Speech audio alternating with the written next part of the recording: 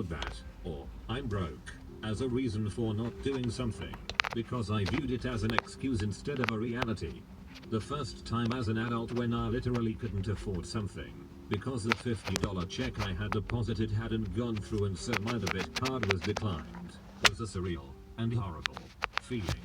I suddenly understood what I'm broke, and I can't afford that, really meant that some people can't afford to fill up their car with petrol. I loved when I used to read articles of money saving tips hoping for something new to me. When they started out with, save $5 a day by cutting out pricey coffee drinks. I knew I could just close a tap because if I had $5 to spend on coffee every day, I sure as hell wouldn't be walking to work the last 3 days of every pay period because I was out of gas. That was a few years and a couple of jobs ago. I no longer struggle to buy gasoline. Just how little money people are paid.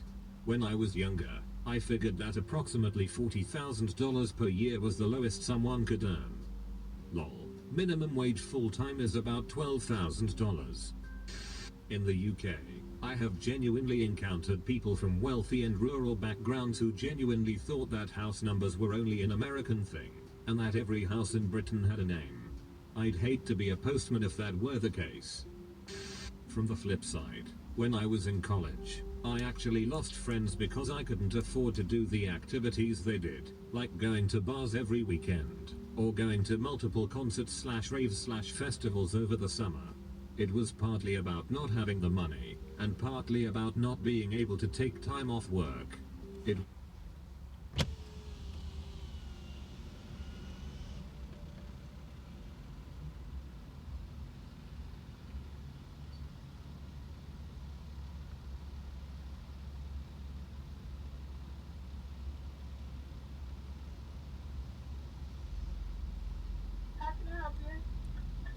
I have a Grubhub order for for Chuck. Thanks.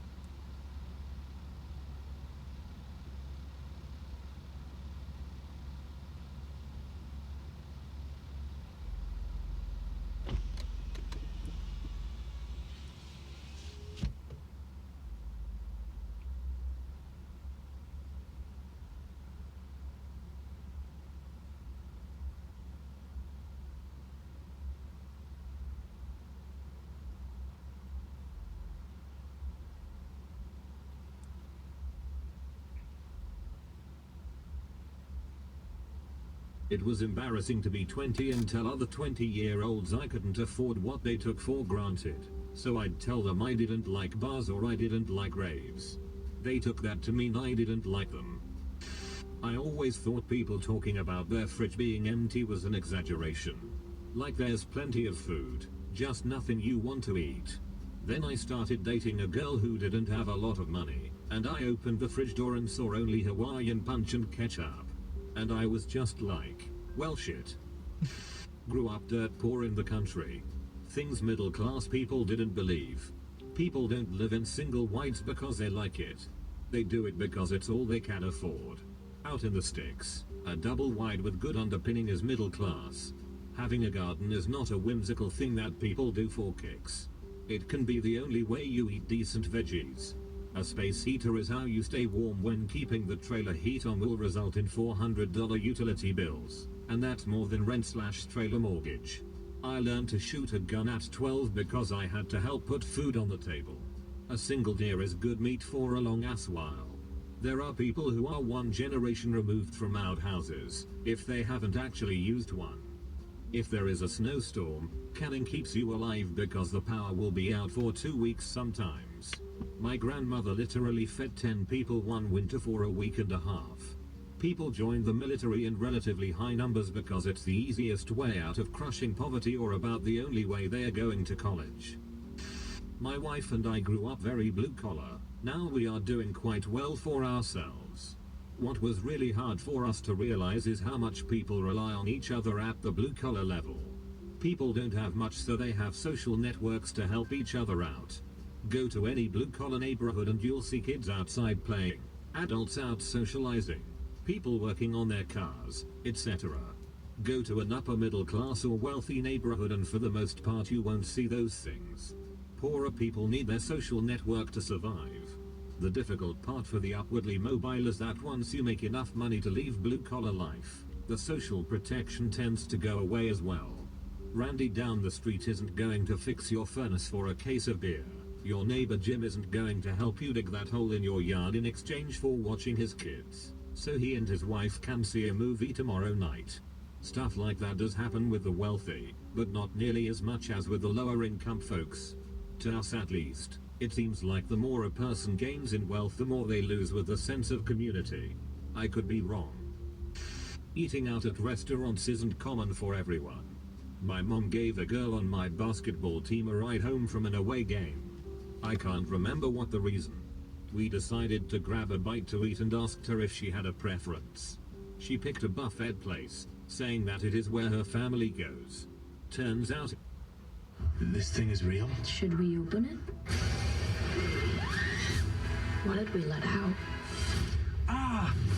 I think we opened the gates of hell. Hey, bud! Ah! Ghostbusters Afterlife, PG-13. I just felt it deep down in myself that this was the only way at the end of the day, and I just felt it was otherwise going to fall apart. But we do not shut ourselves up in intellectual silos, and we don't... Oh, hey, Princess. Yeah. Forgot to post I was live. Yeah. Can you post in Discord for me, Princess? Thank you. dig trenches around our positions. There is a real engagement between members of this court. It may not look that way from the outside, but our judgments are collaborative efforts, even when our opinions are divided. Mr. Deputy Speaker, we should take, as I said before, pride in this royal throne of kings, this sceptred isle, this earth of majesty, this seat of Mars, this other Eden demi-paradise, this fortress built for nature by herself against infection and the hand of war, this happy breed of men, this little world, this precious stone set in the silver sea, which serves it in the office of a wall or as a moat defensive to a house. Is that together we can use scientific advances to protect our entire planet, our biosphere, against a challenge far worse, far more destructive, even than coronavirus. And by the Promethean power of our invention, we can begin to defend the Earth against the disaster of global warming. My final message is a thank you. Thank you to all the families and parents and carers for the important work you do every single day in raising our children. And thank you to those of you working to support these families and their children too. Well, I don't know. I think it's as fresh as the day. I saw it not that long ago myself. I don't know when you last saw it. Just last week. Yeah, it's, you will have a look at it and see it. That's amazing. I love that you did that so incredibly specifically. Was there one specific Yeah, it's, you will have a look at it and see it. That's amazing. I love that you did that so incredibly specifically. Was there one specific moment or a series of moments that led up to you knowing that you wanted to be a writer? But then the flip side of that is that if you're constantly witnessed, then you can never really, you're too frightened to slip up or let someone see you be vulnerable. So she's constantly grappling with this need for the audience to be there to validate her and also to leave her alone so she can experience things on her own. And that the art, if it is one, perhaps it's a craft, but if there's an art to acting, it's inhabiting characters fully, so it begins with an act of empathy or understanding, and then your body has to follow.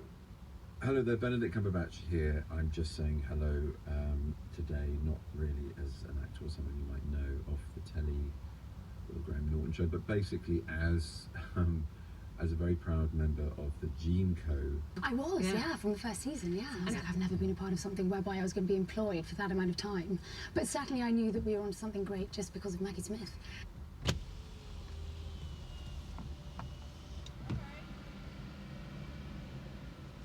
That's the Grubhub order. The name? For Chuck. Who? Chuck. Chuck.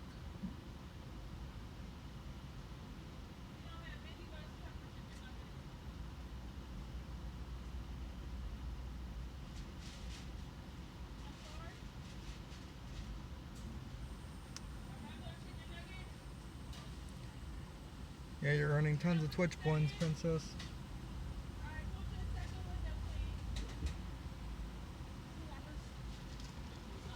One Whopper Jr. and one Spicy Chicken. Thank you.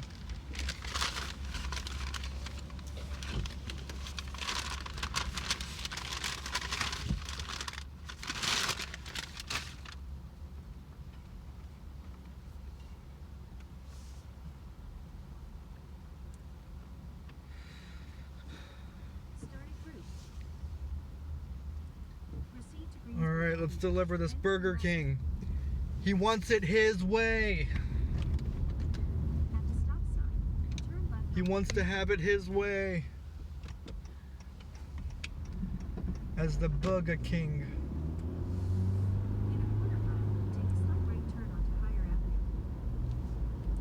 You are watching the Sunday motivational video. 15 signs you're in the middle class. Welcome to alux.com, the place where future billionaires come to get inspired. Hello Aluxers, it's amazing to have you back with us, and this week's video is quite interesting. We realized we spend all our time focusing on the rich and the poor, but never address the majority of the population. Some of you aspire to move into the middle class. Some of you will realize you're actually in it, and for a small portion of you, this is so far behind you you never want to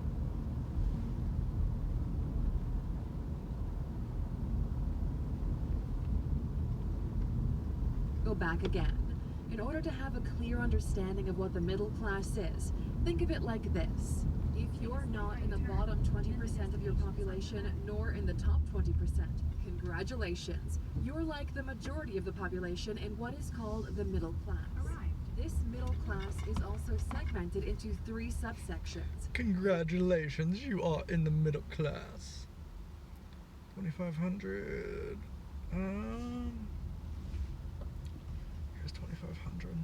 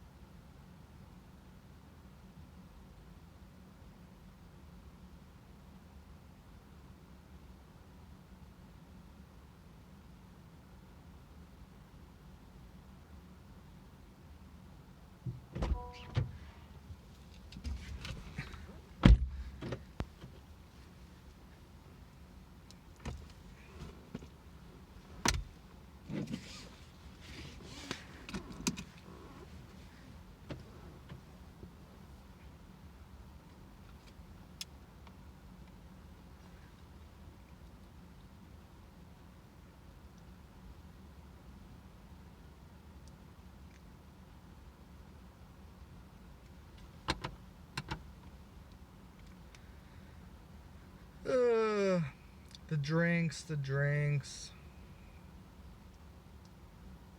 Starting route to 1. They didn't give me a drink. Hello? Hello? This isn't my meal's not even in here. It's just the staff burger I ordered. They really just gave you one thing? Yeah, they gave me a Walker Jr. That wasn't even part of my actual meal. Jesus Christ. What do my fault, but do you know how I would go about this? It would either be we contact Grubhub to, I don't know, refund the order or make you and send out a new order for you, or Burger King to. I just spent $20 and all it is a Walker Jr. and a large fry. They gave me a large fry, but they didn't even put my chicken sandwich in here.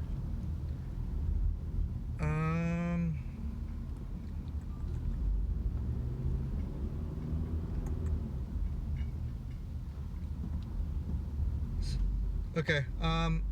I can contact Grubhub. What are you missing? I'm missing a spicy chicken sandwich and an orange Fanta. Chicken sandwich and the drink. All right. Let me give them a call. All right, thank you. My fault. My bad for all of this. No, that's Burger King. I mean, the employee should at least give the right food and stuff. Can at least check the receipt. Hey, man, I would have rather put my chicken sandwich in this little bar. That was just on the side. Alrighty. Let me call. Alright. Oh man.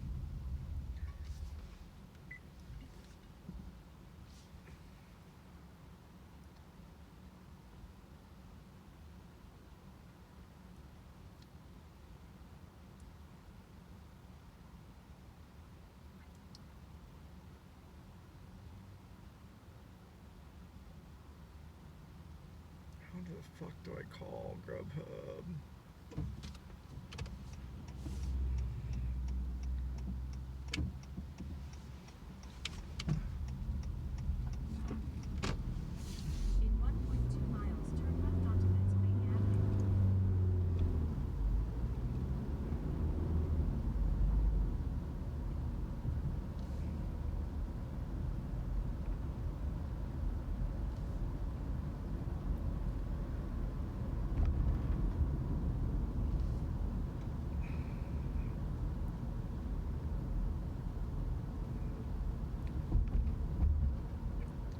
Thank you for calling Grubhub Driver Care. This call may be monitored or recorded for quality assurance. In order to expedite your call, please listen carefully as the options have recently changed. If you are a driver partner who needs assistance with their 1099, please press 0. If you are calling about an order that you placed for yourself, please press 1. Otherwise, please stay on the line for the next available agent.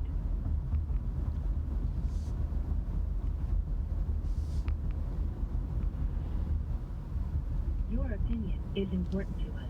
We would like you to take a brief survey at the end of your call, so please stay on the line after your agent assists you. Hello, thank you for calling Driver Care. My name is Joseph. How may I help you? Hi, hopefully I pressed the right button. I'm a Grubhub driver, and for a recent order, the customer said the Burger King gave him only one thing for his order. Like, he was missing the burger, and he was also missing his drink. Okay, I understand.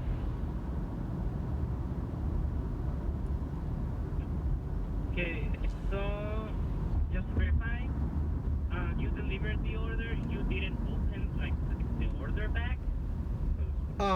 It was a Burger King bag. I'm not about to go look inside somebody's Burger King bag and check out all the food inside the bag. I would assume the restaurant's competent enough to at least. I understand perfectly.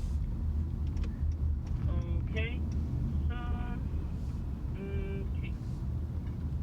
They delivered the food. You delivered the food. Yes, I delivered the meal to him. Okay, and the diner just called you and told you, like, you know what, I got my, and Okay, I guess but the bag, but there's some items that are missing in my bag, right? Correct. The burger and they didn't give a drink either. I understand perfectly. Okay, I'm just gonna put you on hold for a couple minutes while I check my information of what we can do in this situation, and I'll be back and I'll be back. Is that okay with you? Yeah, that's fine. Yeah, Princess, somebody gave... That Burger King should at least know, like, what's on the fucking receipt for the customer. They should just... I mean, that's what you do for fast food. You look at what items you gotta give the customer, and you just give the fucking items. It's not that fucking hard. Just to check basic shit. Like, I'm not gonna be digging around in somebody's bag of food to see if everything's there. Where's this fucking Dollar General? There it is.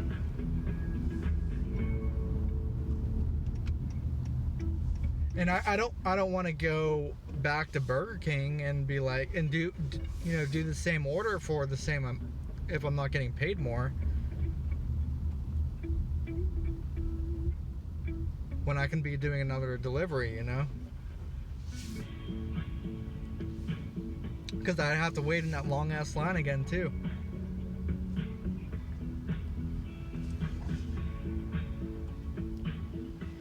Alright, gotta go get some Dollar General stuff for this other order.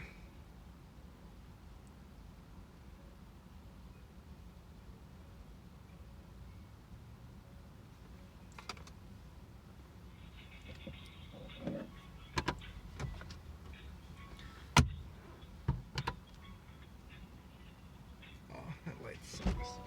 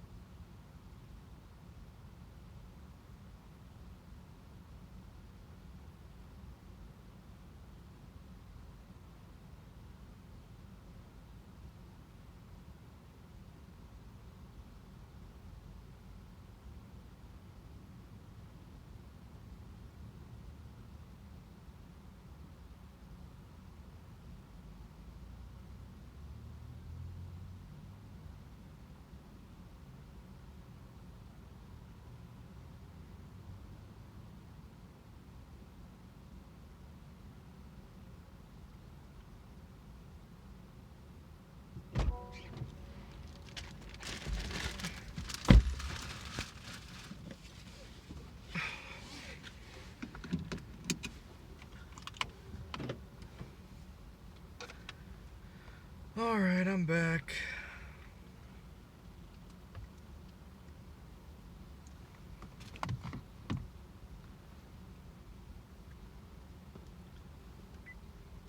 Let's go. The lower middle class, middle class, and upper middle class. But in order to keep things clear, we'll cover it as a whole. If you're not sure where you fit into all of this, let's run a quick experiment. Being middle class is when spending $100 is expensive, but earning $100 isn't a lot of money. Can you relate? Let's see if you make the cut or nah. Here are 15 signs you're in the middle class. Number 1. You live near where you grew up. Statistically speaking, you're still living in the city you were born in or have made the move to the next big city near you. You went for studies there and ended up settling down where you were offered a job after you graduated. You know there are other cities that sparked your interest, but for some reason, making such a big change felt overwhelming, so you decided to play it safe. You spend around 1 hour each day commuting to and from work. You have a fairly repetitive job somewhere in the middle of the hierarchy of a multinational company or work for the state in some form or another. Your romantic partner is also from the same geography and you met each other through friends, work, or studies. You probably have a favorite grocery store and have tried the majority of restaurants because honestly, there aren't that many. You got excited when they opened a Starbucks. Number 2. You have a mortgage but own your car. You probably have a decent job and are renting a nice place, or have made the decision to get a mortgage on your own place, slowly building equity. If you went the mortgage route, you're probably priced out of the city center and chose a development complex somewhere with good connections to the city. You've considered commuting via public transport, but the car is more comfortable. The car is the first big purchase in your life. It felt like a stretch buying it, but you didn't go crazy and you settled for a medium-range model that gets good gas mileage. You always dreamt of driving a sports car or something cool, but you know these cars make no sense in your day-to-day life. Utility is the main reason you purchased it. Your big goal is to pay off your mortgage and leave the house to your kids so they don't have to work as hard as you did. Unfortunately, according to a 2018 report, 1 in 3 millennials will be renting their entire lives. Oof. My parents and family didn't leave me no house. Number 3. Your house or garage is cluttered with nonsense. Yep. At one point in your life, money started coming in. Not a lot, but more than before. Your expenses were fairly low, so you began buying things you thought were cool. They now pile up in your garage or certain rooms in your house without being used. You're too attached to them to throw them away or donate them because they meant a lot to you when you purchased them. You're not a big throwaway person. You most likely still have clothes from several years ago that no longer fit or are out of style, but you'd never get rid of them. This type of behavior can be seen throughout your life and household. You likely have a big bag or drawer filled with other plastic bags, but you forget to bring them with you when you visit the grocery store. Raise your hand if you can relate to this. Being middle class is not tearing the gift wrap from your gift because you can save it to wrap someone else's gift. You're likely to have multiple mugs and glasses from different marketing promotions still lying around, and this is just the beginning. Depending on age and country, these habits can vary, but they do carry the same underlying desire. Number 4. You're likely more formally educated than the rest. You probably didn't expect this, but the middle class is statistically more formally educated than the rich.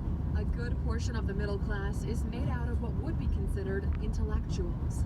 These people have decent paying jobs because they specialize in a particular field. They have their degree.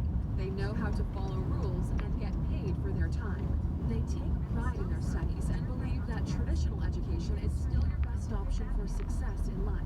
They are the A students. They're obedient, follow the rules, work hard, and make excellent employees, usually for B and C students who are more open to taking risks than they are.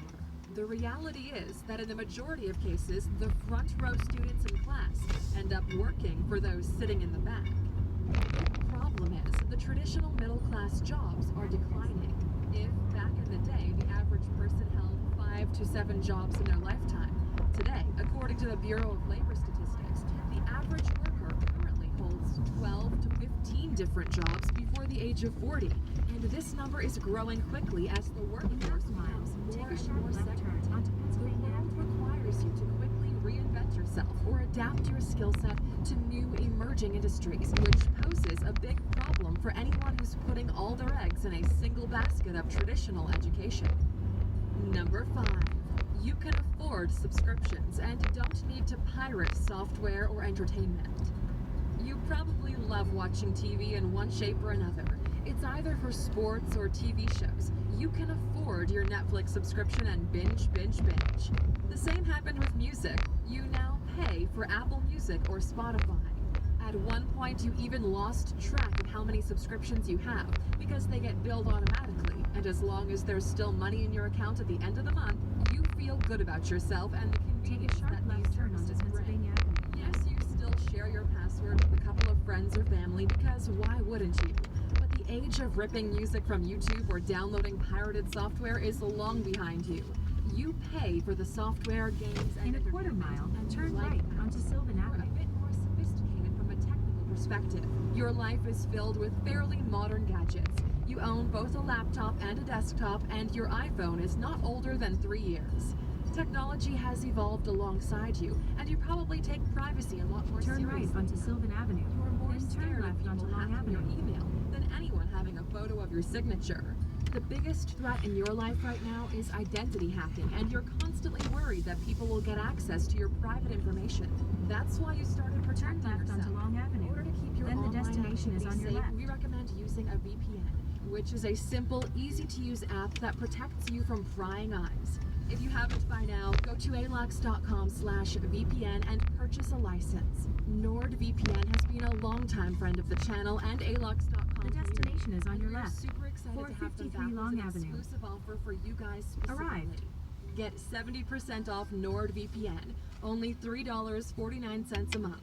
Plus, you get an additional 2 months for free if you're an Aluxer. Oh boy.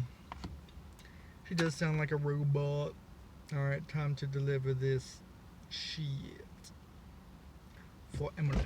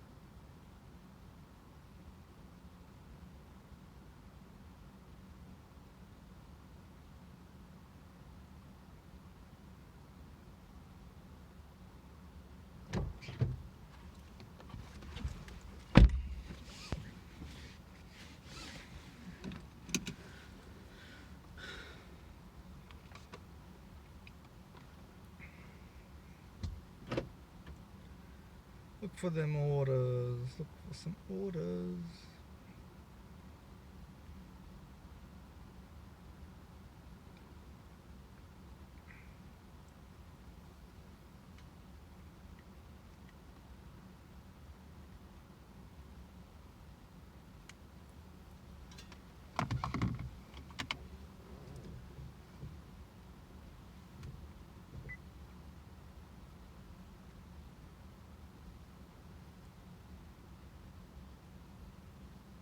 Starting route to 179 Forest Drive. Head west on Long Avenue, then turn right onto Sylvan Avenue. Go to alox.com/VPN and get a subscription now. You only need to be hacked once and your entire life can be in jeopardy. Thanks to NordVPN for supporting our community. Number 6. You want your children to go on a safe career path. Middle-class families are all over the map when it comes to parenting styles. But if you begin to At the dig stop deep enough, sign, you'll see turn a right focus on onto Sylvan security Avenue, and a low then risk. turn left onto Because Pennsylvania they're Avenue. educated themselves and have been doing well, they want the same for their children. They start a college fund early on and make sure their kids know just how big of a deal getting into college is. It's very rare for middle-class families to At be the stop supportive sign, of creative turn or left onto entrepreneurial Pennsylvania Avenue. endeavors. This happens because they found the recipe to what they consider a fulfilling life, and they don't want Junior wasting their time or being a leech At the for next long, stop sign, because they know take they a slight can't left actually turn. afford it. You'd rather see your child in a boring but safe job that pays less than risk going for a fulfilling career. I remember how it felt back in the day when I had just $7 in my pocket. It's the reason why At the stop sign, take a slight left turn onto Fifth Avenue. The earlier you begin, the more chance your money has to grow. It could really begin with just $7. I gotta wait for this car now, sorry. I'm Jamie Bordas. Trust is important in any relationship. This is especially true when hiring a law firm. I want to In half a mile, turn left onto Park Avenue. Number 7. You pretend to be rich. The middle class always had a fascination with the rich, mostly because they aspire to move up in rankings. 2 in 3 middle people in the middle class believe if they work hard enough, they can make the leap. From this perspective, the middle class is a lot more optimistic than everyone else. In comparison, the poor are more pessimistic in nature, while the rich are more realist. The middle class does not study the rich. Instead, they follow them as entertainment. Consuming content is the favorite pastime. The middle class is obsessed not with how the rich build wealth, but with the wealth that they manage to build. You probably read tabloid magazines and websites. Turn left onto Park You follow Avenue. your favorite celebrities everywhere because it gives you the opportunity to peek into a lifestyle that you desire for yourself. The middle class is not afraid to pamper themselves, despite not At the really next being light, able to afford turn it. left. Luxury brands have understood this desire very well in recent years, and we've seen a shift in strategy on their behalf. The rich are no longer the main target when it comes to luxury goods. It's the middle class who wants to appear to be rich. This is why brands like Gucci, Louis Vuitton, Balenciaga, and more are offering more At the accessible light, turn products. left onto The Lincoln middle Highway. class cares more about the brand than the quality of the goods. That's why every other girl you see is rocking the same Michael Kors bag and watch, holding the same Starbucks drink, wearing the same type of sneaker and hoodie, and the same goes for the guys. In Meanwhile, 2.5 the poor miles, want to turn do the right same, onto but they Glendale can't Drive. afford Guys even don't wear the purse. entry-level stuff, so they buy the fakes.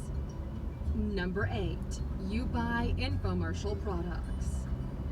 You are the designated market for everyone. The middle class has both the numbers and the income to afford to buy things they don't need. All they have to do is market it to you correctly. This doesn't mean infomercial products aren't effective, but they're not a necessity. Be honest, do you really need HD vision wraparound glasses, the shake weight, or a brand new set of knives, all with a diamond ring as a gift if you call right now? These products usually look and feel cheaper than they seem on TV, and break more frequently than traditional alternatives. Truth be told, they can all be fixed with flex tape. You can slap that bad boy anywhere. The underlying theme here is that as a part of the middle class, you're the target of the majority of ads and selling strategies of brands. Here's something to keep in mind. When you walk into a grocery store and you enjoy the music they're playing, You've become their target demographic. Number 9. You travel, but only to inexpensive destinations. Traveling is such an interesting thing to observe across different socioeconomic classes. Is it? As a member of the middle class, you do travel, but you do it a lot more strategically. It usually involves a lot of research, comparing flights, using coupons and points in order to get the most out of every penny. You always fly economy, and you think first class is a ripoff, but you wouldn't mind trying it for once just to see. Day hasn't been bad. You never go to. I had dinner with family, then they took me shopping at Walmart, which was nice, so I got some food and other stuff, so they've been helping me deck out my house and fill it up with food and things like that, which is pretty awesome.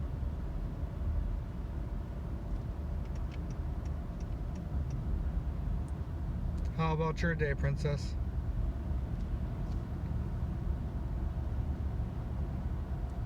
Five-star hotels or resorts for the same reason. And when you do finally check into a 3 or 4-star hotel, the minibar is In off 1 mile, limits. turn right Your onto travel Glendale options Drive. are limited by the destination low-cost flight providers are offering in your geography. Yet you're happy with 2 city breaks and a couple of days by the beach per year. The bigger the family, the more likely you are to travel by Oh, look, car. it's a bullet bill on Eating that at car. restaurants is reserved for special occasions, and even then, you rarely go through the wine list. Compared to the poor, you do travel and are a lot more open-minded. Even though you're more likely to be a tourist than a traveler, you are enjoying your days away from the office. You still get super excited every time you go to a new destination and embrace the new culture. Something the rich rarely do because they spend most of their time in high-end hotels, disconnected from what's actually happening. And depending on where in the world you live, you might find yourself clapping when the plane lands. Number 10. You thought you grew up in a poor family until you met someone who actually did. A large portion of the middle class actually considers themselves poor because they only look above themselves in income and lifestyle. The truth is, most of the population lives more or less the same way as you do, grew up under very similar conditions, and faced the same kind of difficulties you did. You just didn't know about it. This misconception happened because when you were growing up, you always saw your parents stressing about money. It's never a pleasant experience, and now you find yourself doing better than they were at your age. You consider yourself a massive success. Although you still stress about bills, they're being covered, and there's still some excess capital at the end of the month. You can probably afford health and life insurance. Growing up, there were things you saw other kids have that you wanted, but you knew your family couldn't afford them.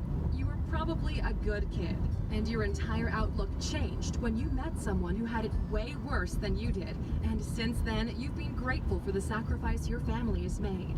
All of your past experiences made you the person you are today. Number 11. You fear the loss of your job. Although you're fairly confident in your skills, losing your job is simply something you can't afford right now. You like your lifestyle, and starting over is something you think is a young person's game. You like everything the way it is right now. You like the office parties, and even the team building weekends you get to go on once in a while. But you really don't love it. If another company offered you 30% more in pay, you would definitely make the switch.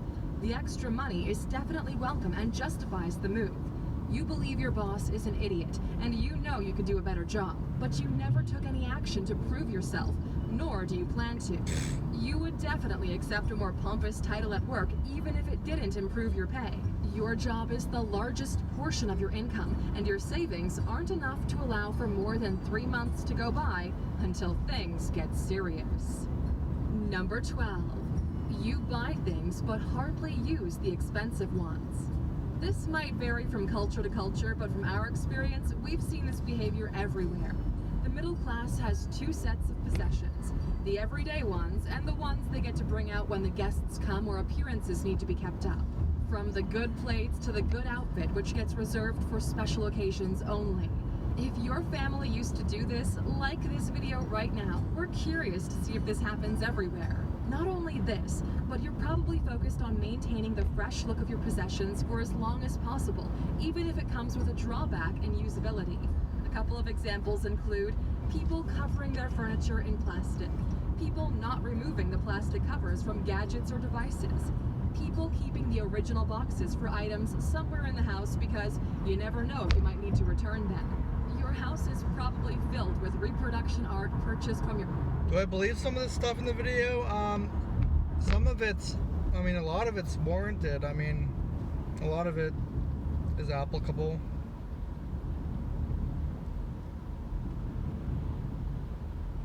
Wendy's, $5.75. Hell no. It's way too small.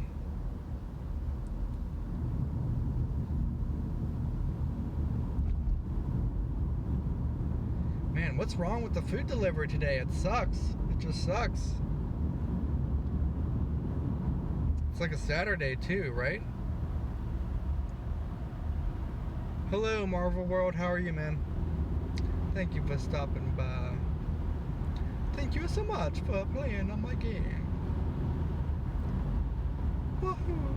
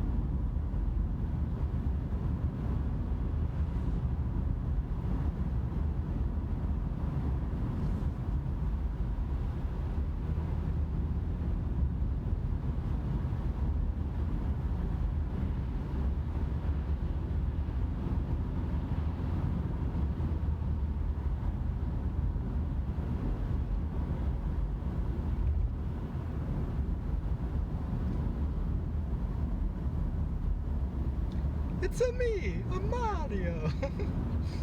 Oh, we scared Marvel. No, we scared Marvel away.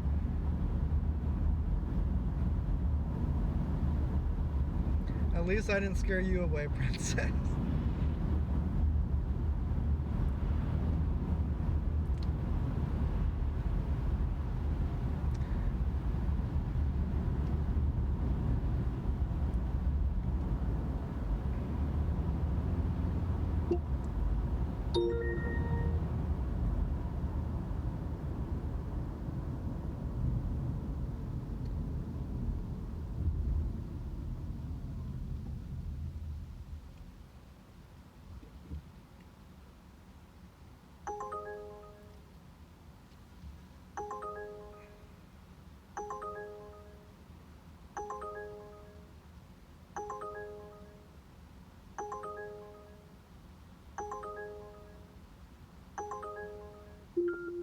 Sure.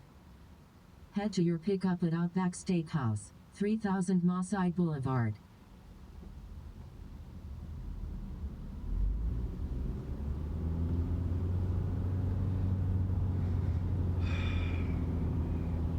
So like Grubhub and Doordash, all the Ubereats.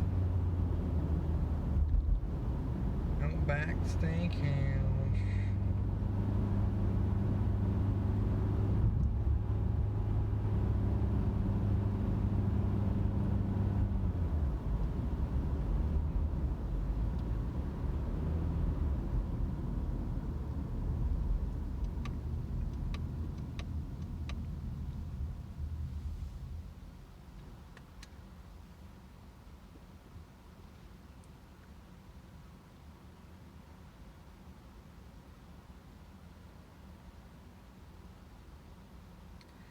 Yeah, that was Ubereats.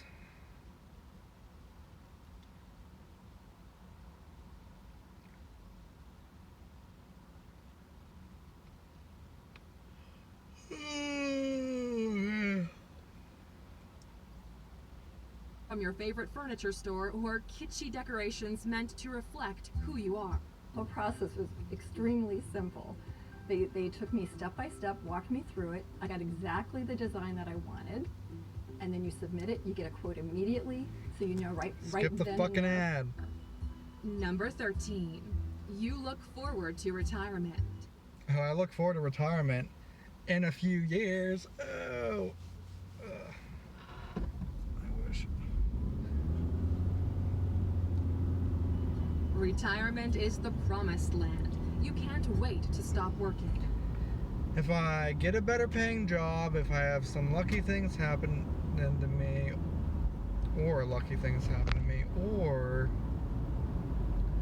I do some smart multiple income stuff, and if I push back having kids for a while, I should be able to do this. You picture yourself somewhere on a beach drinking mojitos or constantly on the lake fishing. The downside is you still have several years ahead of you. That is, unless you hit it big with the lottery this week. You've been buying tickets since you were young. You like it. You like sports betting as well. Although you're constantly pouring money in, you get motivated when you win some of it back. You like it. You like buying lottery tickets. You like it. Tired a little bit. Every once in a while. Despite this, you tell everyone you know that you're having a positive return because it's more skill-based than luck. You've never really given much thought to how retirement will actually work. You're trusting the system. 401ks, maybe a little bit of savings here and there. You just trust you'll figure it out when the time comes. You look forward to traveling more once retired. Your dream vacation is one of those cruises where everything is available to you. Number 14. You enjoy sports with bigger balls. Basketball, football, bowling, etc. You're probably really into sports. You're still a big fan of the same team your father or brother was rooting for since childhood, despite them not being a top performer. You never really understood golf because you like the excitement of the fast-paced rhythm the gameplay of sports like football or basketball come with. That's why cricket and hockey are also big winners with the middle class. You think you would have made a great athlete, but due to some external event, you couldn't pursue this path. In some cases an injury, but in most cases a lack of financial resources and the fact you weren't really that good. But this desire to remain active has stuck with you. Although you're probably a bit overweight, you still find some time to pursue a weird hobby. You've spent way too much money on kids, with the right person. I think I'll be more selective than a woman who I have kids with if I can help it. If I can help it, honestly.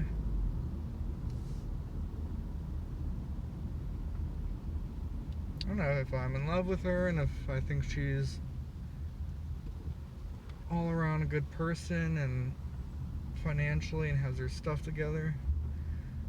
Yeah, well, I mean, I would like to not leave this earth before, and not, I want to have kids before I leave this earth, so those are like, I can't talk with these mouthpieces. Ugh. But yeah, someday. One day.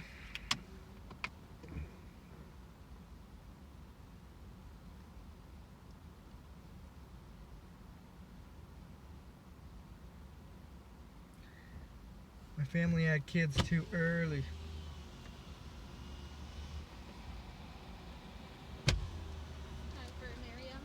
Yep, that is correct. Thank you.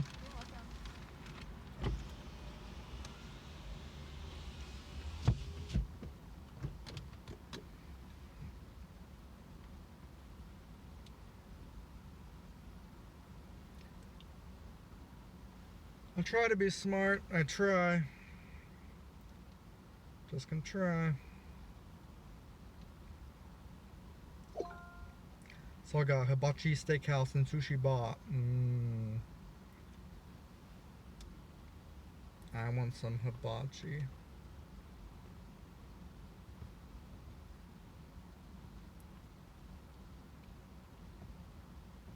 Come on.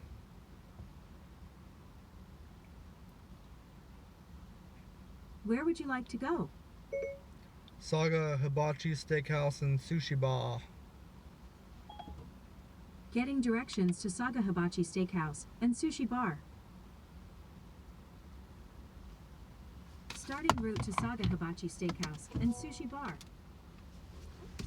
Proceed to Mosside Boulevard and turn right.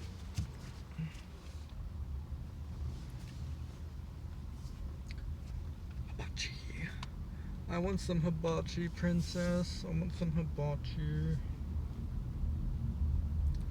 In a quarter mile, turn onto Make a Mosside right Boulevard. turn on Holiday Yeah, Lane. so many people have kids at a young age. I don't fucking understand it. I don't understand people. They're just so emotional based, I guess.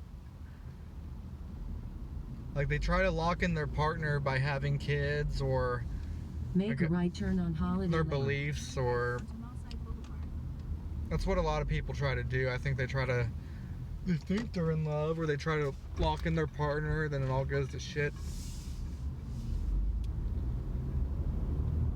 Make a right turn on Mosside Boulevard.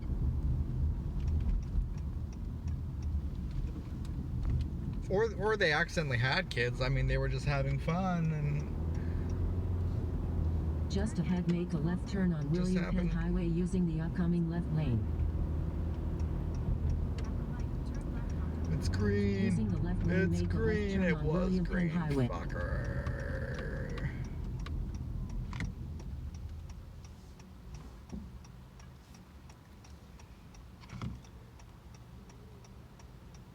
For it to be justifiable to your spouse, so you keep it on the down low, and they do the same. If it came to it, you'd gladly fight someone who is a fan of the opposing team or who's disrespecting yours. Number 15. You identify as a member of a clear group: religion, politics, minorities, and more. The middle class is statistically the segment of the population that has the highest attendance to religious events. This has been done due to several reasons, with a big one being the need to keep up appearances, followed by a sense of community and the potential rewards in the afterlife. These are also the people who are most divided when it comes to politics, holding strong ideologies. The majority is pretty set when it comes to which direction they lean toward. They have a tendency to stick with the same ideology for decades, because at some point they feel they benefited from the policies. There's a good point to be made here also for first and second generation immigrants. People usually come from less fortunate geographies, and they have to sacrifice their lifestyles until they can secure their position in the middle class. There are very few cases where first generation immigrants manage to get a strong foothold in. All things considered, the middle class is the most patriotic segment of the population. They care deeply about the country they're in and are unlikely to take in criticism even if it's valid. I don't give a shit about the country. I don't feel patriotic. Growing up, they were taught an edited version of history about how great and impressive. Why should I feel patriotic about all this bullshit? All the skulls and companies and lies and everything? I don't feel patriotic. To share your input about what being in the middle class is in your geography. What screams, I'm in the middle class in your country? Let us know in the comments, and we'll be sure to show some love to those of you contributing. We really do read the comments, and you'll be surprised how often we reply to them. And as a thank you for sticking with us through this Sunday motivational video, here's the bonus you're waiting for. Number 16. You're stressed out because you had higher hopes for yourself. Wow, that's fucking Time is depressing. passing quickly, and by this point in your journey, you wish you had more of it figured out and in its place. You always considered yourself a high achiever, but somewhere along the way, you lost your enthusiasm and fell into a routine. Here's what we have to say to this. Never underestimate the effect 12 months of focus and action can have on the rest of your life. There are two things you can do right now that will have the biggest impact toward getting more out of your life in the future. 1. The first one is working on what's happening inside your head. You need to regain the ability to focus and self-motivate. In 1 mile, take This a is why slight our right, turn first onto digital Don Drive. product focuses exclusively on mastering this aspect. Uh-huh. You'll learn how to use your mind to come up with creative answers that bring value to your life. Go to alox.com/mindmastery to get it. Pro tip, we're opening the doors this month on Black Friday with a great discount for the people already on the waiting list. Make sure you don't miss out. We're opening the doors once again for a limited period. Oh yeah, if somebody buys your class, that'll fix everything. Just gotta buy your class, that's all. That'll fix everything. Certified by the Forest Stewardship Council. It's why we regrow at least 2 trees for every tree we use. And it's why when Ford... If you don't want to ever have to worry about money again, and if you don't want to have to rely on a job to earn money, then there are 7 places that you need to invest your money, and I'm going to be going over all 7 of these places today. What's up, everybody? I am Jaspreet Singh from theminorityMindset.com, where money minds rethink rich. Being financially free or wealthy means you have enough cash flow coming in from your investments and assets to cover your daily expenses. Now, the problem with that is when most people talk about creating this cash flow, they say one of 2 things. Either you got to go out and just buy some cash flow producing real estate, or you got to buy stocks that pay dividends. The problem is, what happens if all of your tenants stop paying rent? What if the government introduces some new moratorium so now your tenants don't have to pay you rent? Or what happens if the stock market crashes and companies slash their dividends and you were relying on this one stream of income? This is why you need to know how to invest your money. Nobody can predict the future. Nobody knows what's going to happen tomorrow. But what you need to do is be financially educated and prepare for anything. I love real estate. I also love stocks. But I also know that nothing can go straight up forever, and every asset class goes through their own cycles. Sometimes real estate is going to be producing cash flow and make profits hand over fist. Sometimes it's going to be the stock market. Sometimes it's going to be other places. So what you need to do is, instead of trying to guess what is the best thing to do, you need to be the person that's financially educated and can win in any economic situation. So if you never want to have to worry about going to work to get another paycheck, then there are 7 investments that you need to make. That way you have money coming in, even if the economy is booming, even if the economy is going sideways, and even if the economy is crashing down. So let's jump into number 1. Before we do that, I need you to do me a quick favor and smash the thumbs up button below. And if you haven't already, be sure to join our free Discord server called the Guac Talk Community, because as we all know, extra guac is truly a symbol of extra wealth. And in this free community, you can chat with other minority mindset thinkers about the stock market, the real estate market, the cryptocurrency market, and all things building wealth. This community is completely free. So if you want to join our minority mindset community, I'll put the link to where you can do that in the description below. The first investment you need to make is in real estate, but not just any real estate. Cash flow producing real estate. This is not the home that you live in, and this is not a home that you're going to flip. Because when most people talk about making money in real estate, they assume that you have to buy a home like this, and let's just assume that you buy this home for $150,000.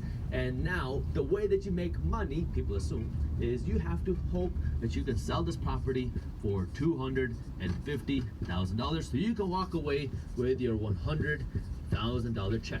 Now, this is great. If you get this type of appreciation, that's fine, but I want you to get paid while you wait. So what I want you to do when we talk about owning real estate, and more specifically cash flow producing real estate, what you need to do is you want to buy this property, something like this, for $150,000, and now what you want to do is, instead of just trying to sell it for $250,000, you want to take this property. Guac as in guacamole, yeah. You gotta be rich to get extra guac. Otherwise, no extra guac for you. Ooh, I hope they're open still. Let me see.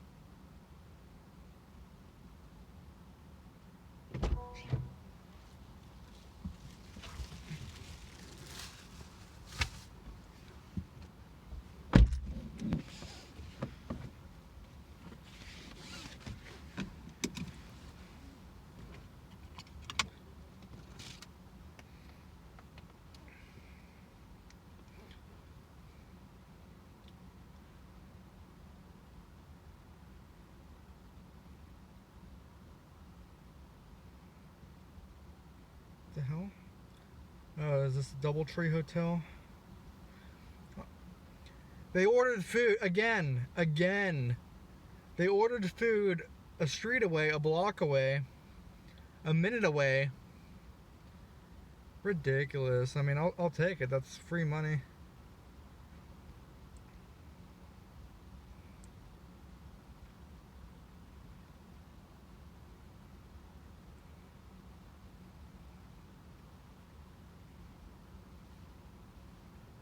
Where would you like to go? DoubleTree Hilton Hotel. One option I found is DoubleTree by Hilton on Mall Boulevard.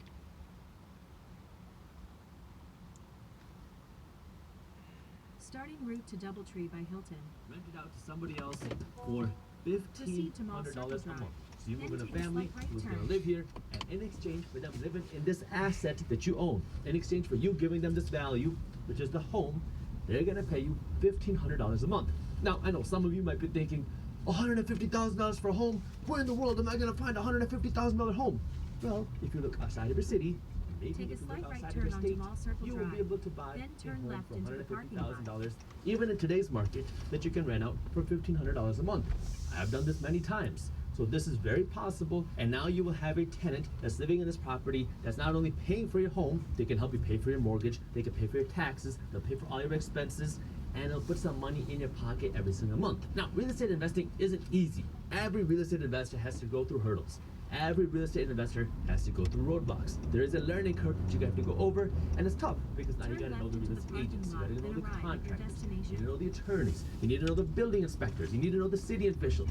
So there's a lot of people that you have to meet, and there is a learning curve that you have to go through. But once you go through the learning curve, real estate investing can become much more passive. I own quite a few real estate properties, and I don't manage any of my real estate. I don't know who my tenants are.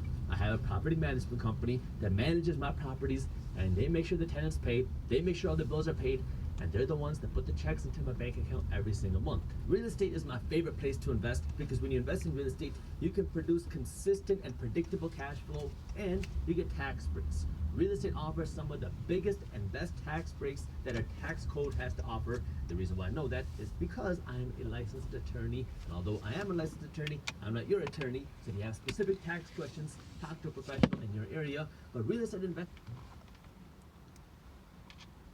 Like the guy who ordered the Taco Bell, and it was like a minute drive away, yeah.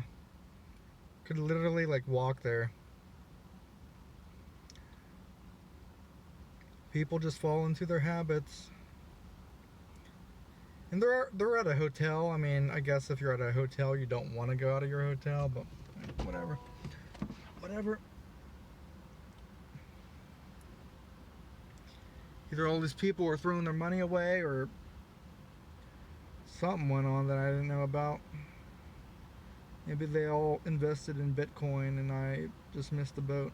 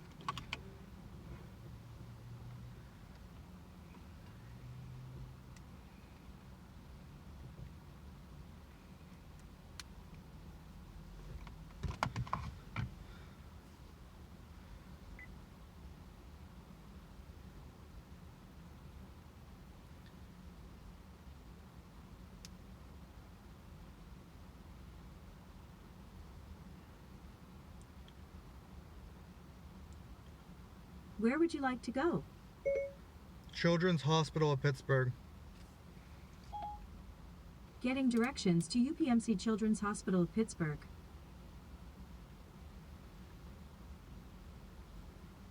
Starting route to UPMC Children's Hospital of Pittsburgh. Proceed to Don Drive, then turn right.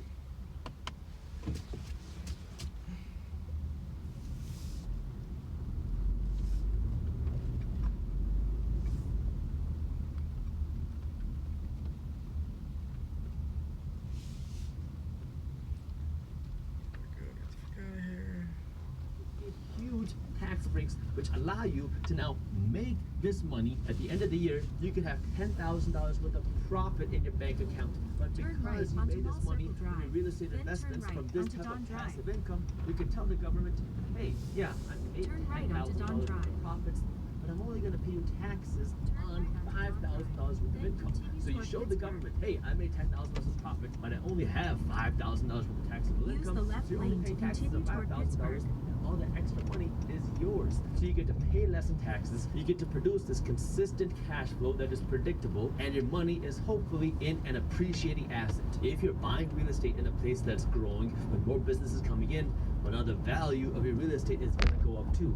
And now you own the asset. So as property values go up, so do rental values. Now you're getting paid while you wait. Instead of just waiting for your property to go up in value from $150,000 to $250,000, you get a $1,500 check every single month. And as property values go up, your rental values will go up too. And so now you're getting paid while you wait. The first property that I ever bought wasn't a home that I lived in myself. It was a small 1,000 square foot condo that I rented out. It was a rental property. I leased it out for $600 a month. And after going through my learning curve, this property started paying me somewhere between $250 and $350 a month in profit. And this was completely passive because I handed over the keys to a property management company and they did all the work. Now, I had to go through a learning curve. The beginning part was not easy. I was spending a lot of time meeting people, learning how the process works, on the phone, even with tenants, trying to figure out how this whole real estate investing thing worked. But once I got the hang of it, now this is putting $250 to $350 in my pocket every single month. And I still own that condo today. And today it's leased for $850 a month. This is why real estate is my favorite place to invest, because now you can stack this income. You can stack the cash flow. So now I started thinking, if every property that I own, every unit, pays me $250 a month in profit, then what I need to do is I need to figure out how I can acquire 10 units so I can have $2,500 a month coming into my pocket. And if I can get 100 units, that's $25,000 a month, consistent, passive cash flow coming into my pocket every single month. And if I'm thinking even bigger, if I can go out and buy 1,000 units, that means I'm going to be making something around $250,000 a month in consistent passive cash flow. And this $250,000 a month, I can keep in my pocket. I don't got to pay the same taxes that a doctor would on this $250,000, because now I'm making my money from my investments, so I get new deductions, I get new tax breaks that people who are earning their money from their job don't. This is why real estate is so powerful, because not only do you get this cash flow, you get tax breaks, and you get this appreciation, which is completely passive on your side if you know how to invest your money for the long term. Does this mean that real estate is completely risk-free? No. You saw what happened in 2008 when people who were highly leveraged, who didn't know what they were doing, got burned by the system. This is why you want to be a smart real estate investor and manage your properties smartly and buy properties that are producing positive cash flow, that are paying you to own them. What happened before the 2008 crash was people were buying properties where now they rent the property out and they would be losing money every single month, because the hope was in 2 or 3 years you'll be able to raise rents, and now when you raise rents you will finally be profitable. So people were buying losing investment properties on the hopes that rental rates would rise fast enough over the years that way eventually this property would be profitable. And even if it wasn't, property values were skyrocketing, so you can just cash out, refinance, and pull some of your equity out of the deal. Well, you know how that story ended. That whole bubble burst. So you want to be a smart real estate investor, own properties with equity in the deal, and buy properties that are producing positive cash flow. I'm looking for a minimum 7% cash on cash return on my money. Meaning for every $100,000 I invest, or for every dollar I invest, I want to get 7% back every single year. So if I invest $100,000, I better be making $7,000 in cash flow a year. If I invest $1, I better be making 7 cents a year in positive cash flow. The second investment that you need to make if you never want to have to worry about going to work again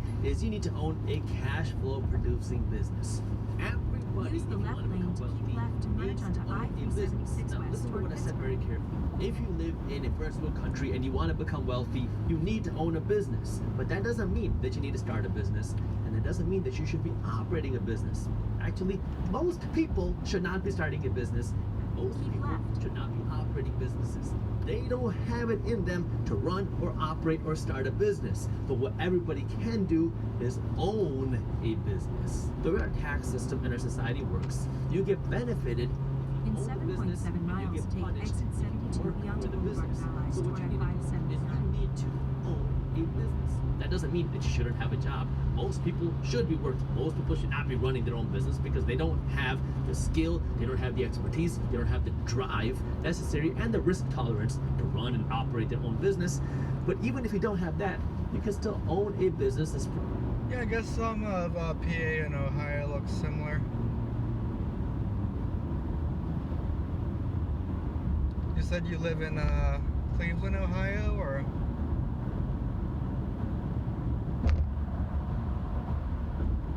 I visited Youngstown in undergrad. Youngstown State University in Ohio. producing cash flow and be the owner of the business. That way you get the benefits of owning the business without having to run it. Now there's two reasons why you want to own these type of businesses. The first reason is for the income, or we'll call it the cash flow in this case, and the second reason are the tax benefits. And that was probably somebody else. There was also somebody else recently who said they live in Ohio. depending on the strategy that you have to own these businesses, you can get one, the other, or both. The way most people's finances look is you go to work, you get paid, and then you pay taxes, and then you got to spend whatever is left on your vacations, on your car, on your home, and everything in between. But if you have a business, you can kind of flip things around, because now you can spend money using pre-tax dollars as long as it's for the business, and then you only got to pay taxes on whatever's left. Recently I was just in Chicago, and now I got to go to Arizona and Austin, Texas, and I had to go for business, but they also were kind of like vacations, because now I got to go see Chicago, I'm gonna go see Arizona, and I get to go see Austin, Texas. But I get to go there using pre-tax dollars because I got to go for the business, and I get to go there and eat at nice restaurants, which are business meetings, which are again pre-tax dollars. And now I get to take this money and tell the government, hey, I made this much money, but I had to go to Chicago, I had to go to Arizona, I had to go to Austin, I had to eat in these places, I had to have a hotel in these places, and now with whatever money's left, that's the money I pay taxes on. For most people, it's flipped. You make money, you pay taxes, and then you would have to find the cash to go to Chicago or Arizona or Austin. And so when we talk about the tax benefits of owning a business, now the benefits that you're getting is you get to spend money using pre-tax dollars, and then you only have to pay taxes on whatever's left. So you want to spend as much of the pre-tax dollars as possible, assuming it's for real business needs, but you have the benefit now and the ability to spend money before you pay taxes. You don't have that option if you're an employee. Second, on the cash flow side, if you own an established business that's profitable, well now if you own a piece of it, you will get your share of the profits every single year. So now you get your piece of the profits, and you're doing this as the owner of the business rather than the operator of the business. That's why it's important not just for you to work in a business, but for you to know how to own a business. And there's a few ways that you can do that. You can go out and buy a physical business. There's a ton of websites online which show you businesses that are for sale. The key here is you want to make sure you're buying a business that doesn't require you to operate the business. You want to own a business that you can hire someone else to operate it for you. You can buy something like a hotel, or you can buy a franchise. Remember, you want to own a cash flow producing business that doesn't require you to work in the business every single day. You probably will have to spend some time managing the business, making sure the business is running, but you don't want to be the person standing behind the cashier every single day. You want to own a business that's producing cash flow that you don't have to work at every single day. The alternative to owning the entire business is to own a partial ownership share in a business. So this could mean that you and a few friends are going to go out and buy a business, or you can go out on the stock market and buy shares of a cash flow producing business. That means a business that is profitable. We'll talk more about growth companies in a little bit, but this is something that's a little bit more stable. You're not going to get the same tax benefits benefits if you just own stock in the company as if you would if you owned the physical business, but you still do get other tax benefits from the money that you make in the stock market, because the money that you make in the stock market is taxed at a lower rate than the money you make from your job. The whole idea here is you want to invest into the companies that are producing value, that are generating cash flow. So you want to own a piece of the companies, or you want to own the company that's making this money. That way when these companies make money, so do you. The key here is you don't want to be the person operating the business, you want to be the person owning the business. The third investment that you need to make is a passive investment. I haven't heard of it.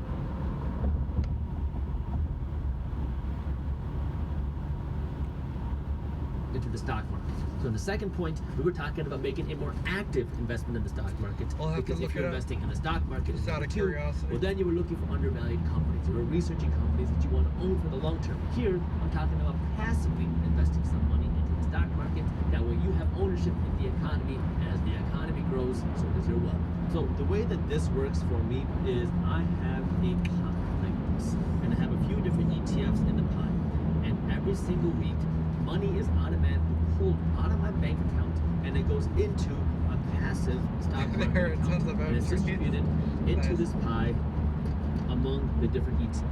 That makes sense. That's why they call it Oakwood. An ETF is an exchange traded fund, and it gives you exposure to a whole bunch of stocks. So now, instead of me trying to find the best stock for me to invest in, I have these ETFs. I do invest in individual companies, individual stocks, like I talked about in number 2, but this is a separate strategy that I have in addition to that. So that's money that I already have in the market, and that's cash that I put in when I find a good company that I want to invest in.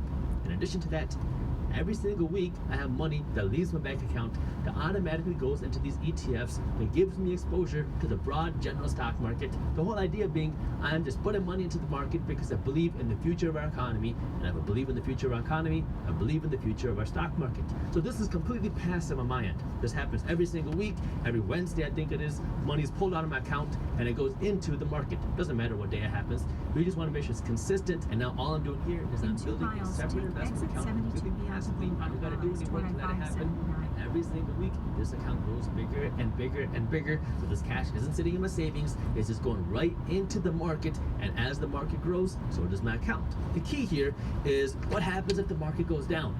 Oh, I don't change anything. If the market goes down, I keep letting this thing happen passively. If the market goes up, I keep letting it happen passively. I let it happen consistently, and I let it happen passively, because now all I'm doing is I'm putting money in the market and I'm letting the market do its thing. I use a platform called M1 Finance, who's also a sponsor of the Minority Mindset, to do this. And the reason why I like M1 Finance is because it's super simple and it's completely passive. I just said that every Wednesday I want money to leave my account. I set which ETFs I want to own, and then every single week M1 Finance will automatically pull the money out of my account and it'll automatically invest it into my pie of ETFs using whatever distribution I want. So you don't have to do 25, 25, 25, 25. You could do 10%, 40%, 50%, whatever you want to do. And you can just set how many ETFs or stocks you want to invest in. And now this is passively investing for you every single week or every single month or whatever frequency that you want. So I like it because of how easy and simple it is. And it's an easy way for you to constantly keep investing your money in the market. That way you can let the market do its thing. You can use whatever do your own research, see what you like best. But if you want to learn more about M1 Finance, you want to see how you can start investing your money like this for free, I'll put the link to how you can learn more and start investing with M1 Finance for free in the description below. Minority Mindset is a paid partner from M1 Finance, so if you use them, you will be compensated for the notice of cost to you. The reason why this is important is because you want to have some real diversification. When most people talk about diversification, they have no idea what they're talking about. They say something like, oh, I have a growth mutual fund and I have a blue chip mutual fund or ETF, and so I'm diversified.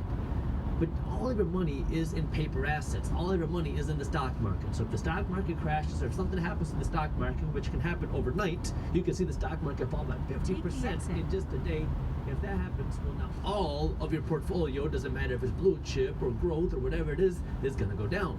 And so you want to have some diversification. You got to have the real assets like real estate. You want to own a real business, and now you have your passive investments, which give you exposure to the general economy and the general stock market, which we've seen over the last century grow by somewhere between 8 to 10% a year. The fourth investment that you need to own is in growth companies. In number 2, I talked about cash flow producing companies. These are more of your established companies that are in producing 1.1 miles, take a slight right turn to merge onto I-579 North toward Pennsylvania Route 51 truck. Startups, innovators, the growing companies. companies. Personally, I've been putting more of my time to learn more and starting to invest more into these companies. This doesn't have to be in the stock market. Again, you can invest directly into startups, or you can invest in startups that are new stocks on the stock market. The whole idea here is you want to be investing in some of the innovation, because times are changing, our world is changing, our economy is changing, money is changing.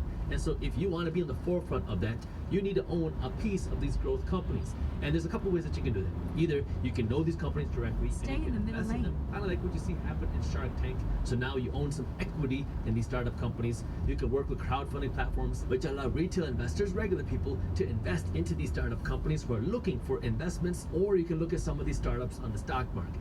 This investment is a high risk. Use the right lane to take a slight right turn to merge on top. There's a big possibility that you I-579 can North lose all toward of your money. You Pennsylvania, can invest your money Route into a 51 truck. startup that thinks that they're going to be the next Amazon, or that thinks that they're going to be the next Tesla. But then they can go completely bankrupt because they don't know how to manage their money, or they don't have a very good product, or people just don't like the company. But the upside with these higher risk investments is you also have the opportunity to make a whole lot more money, because this is one of the few investments where you can see 100x returns. Take a because now slight you're right investing in turn. companies that are growing and innovating, and they have the opportunity to grab a whole lot more market share. If you're just starting off as an investor, this is probably not the first place you want to invest. You want to learn the ropes. You want to start generating cash flow. You need to know how investing works.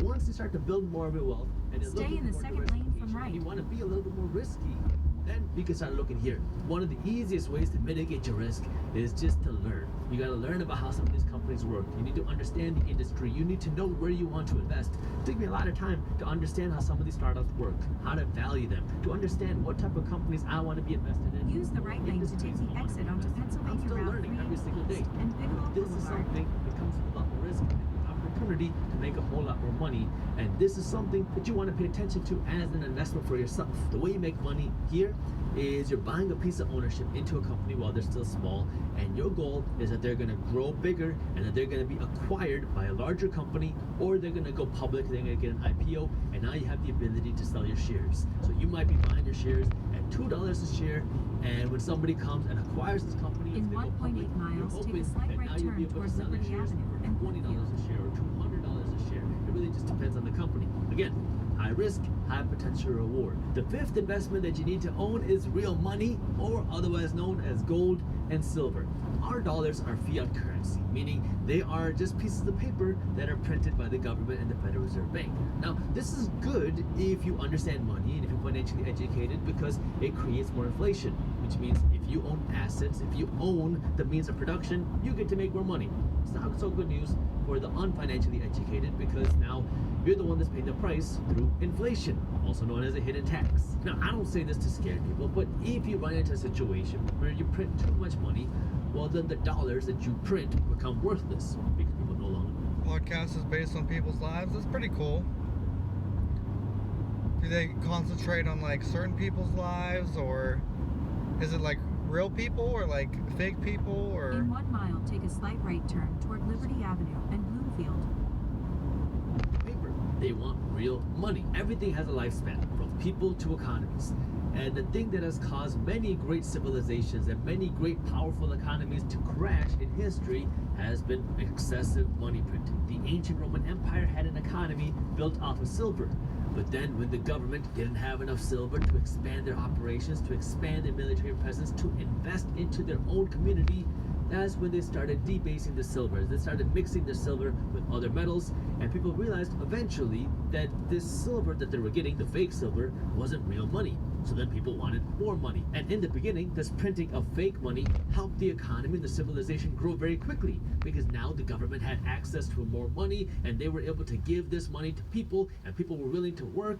But eventually, people no longer wanted this fake money, and that's when the civilization came crumbling down. As you're building your wealth, you want to think about having some insurance against your investments and against yourself and against the government and society in case they print too much money, but having some real money, having some physical gold, having some physical silver. This is something physical and tangible that you want to own the real asset of. You want to own the physical gold, you want to own the physical silver. The idea behind these is not to get a huge return on your money. The whole idea behind this is now you have insurance against the worst case scenario type of situation. You have insurance against the economy blowing up, and you have insurance against the dollar just being completely inflated and losing its value. So this is something that you want to have as a hedge, as insurance that you own as a real money. Now again, there's a time and place for everything. The first thing you want to do is not take all of your extra cash and go out and buy some gold. The first thing you want to do Use the right is you want lane to to start take a generating slight some right cash turn flow. toward Liberty As you Avenue build and your wealth, Bloomfield. as you build your cash flow, as you become financially free, now you really want to start insuring your wealth. And that's when you need to start owning some of these commodities. And you want to own the physical asset. The sixth investment that you want to own is on cryptocurrency. So the whole idea behind cryptocurrency is it's a movement of people Take a wanting to slight move right away turn. from the fiat currency, from our dollars, because of all the reasons that I just talked about. Our dollars can be In half a easily mile, manipulated turn by right the onto government, the Federal Reserve Bank, by just printing money. This, you can't really do that so easily. The whole idea behind cryptocurrency is a decentralized worldwide digital currency, meaning it's the same currency. One Bitcoin in America is the same as one Bitcoin in Japan, and it's the same as one Bitcoin in Mexico, and it's the same as one Bitcoin in India. So it's decentralized. You can use it anywhere in the world. Now, at the time of recording this video, you can't just walk into any store and go offer to pay with Bitcoin or Ethereum or Cardano. But you have to imagine that as time goes on and as people open up their minds to cryptocurrency, as people understand the powers of blockchain, that it's going to be much more widely used and accepted. The concern that I have with cryptocurrency is you have a lot of people buying cryptocurrency with the hopes of getting rich quick. When I buy cryptocurrency, my goal is not to see a massive return on my investment. My goal is to own an asset. My goal is to own another commodity, something like gold and silver. It's kind of like another insurance. It's another currency, another form of money that I want to own. And I want to own this for the long term. There's a lot of power and value that you get from the blockchain technology that's underlying cryptocurrency. I'm not going to go over all that Real blockchain people? stuff in this video, but the whole idea.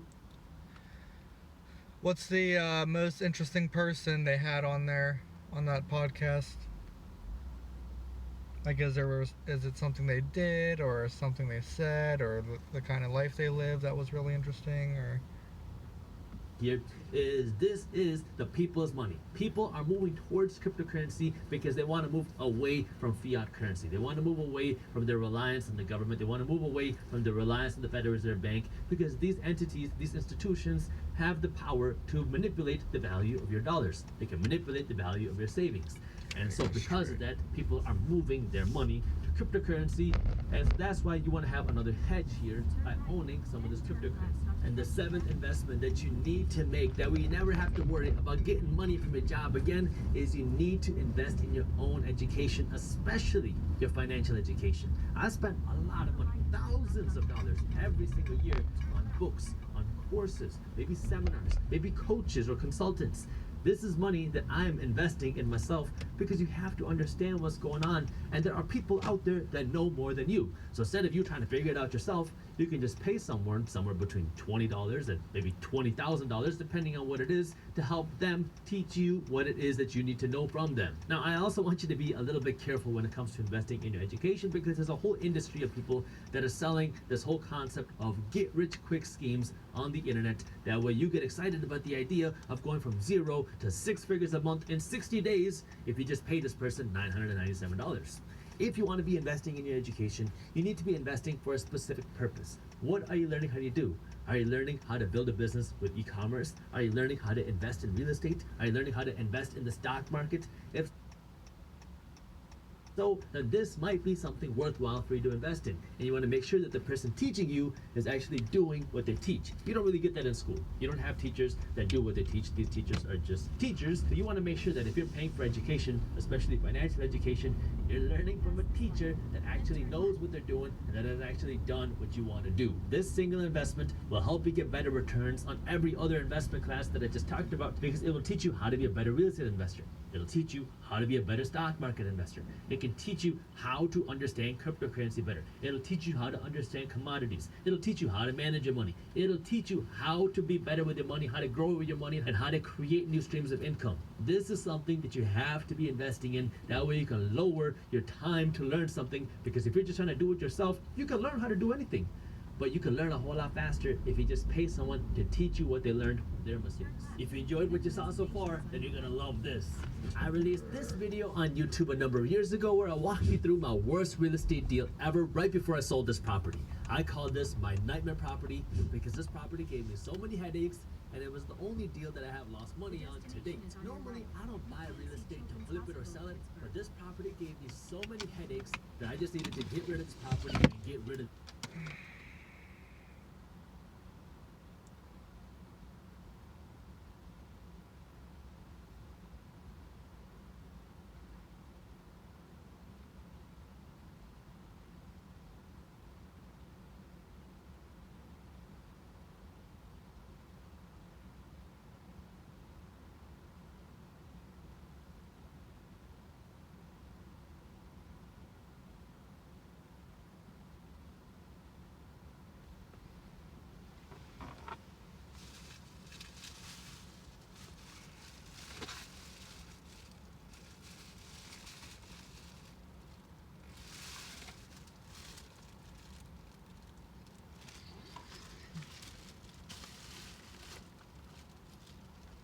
No problem, princess. Take your time.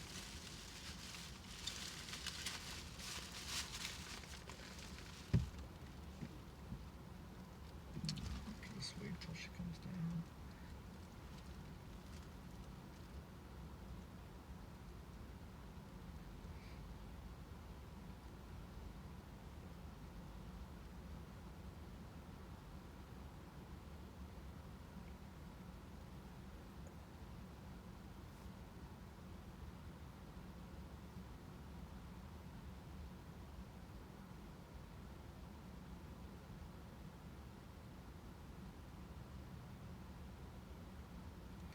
Yep, delivering food to a hospital. I assume I'm delivering to a nurse. I don't know if I want to deliver that.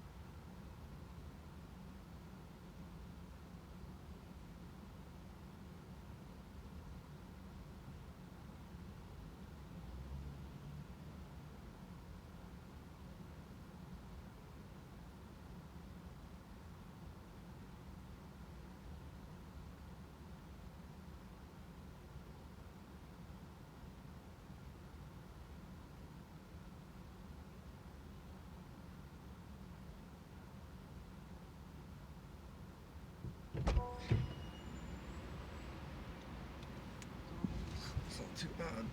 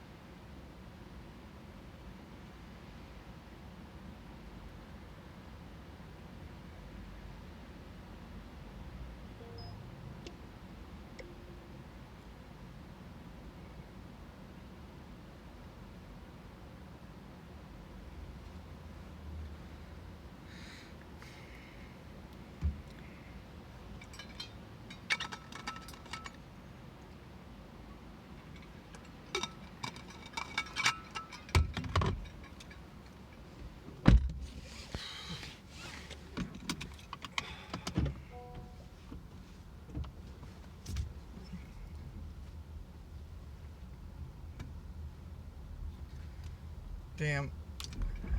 I thought about asking that girl for her number. Too late now. I should have just asked.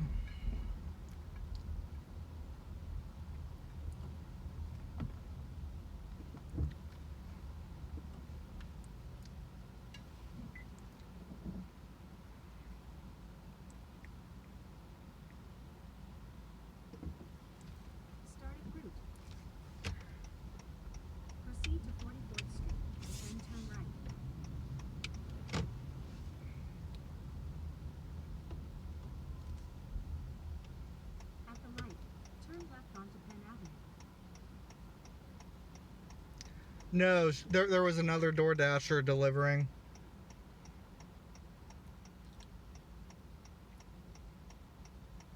Need some human contact. I debated too much. In 1.2 miles, turn left onto North Negley Avenue.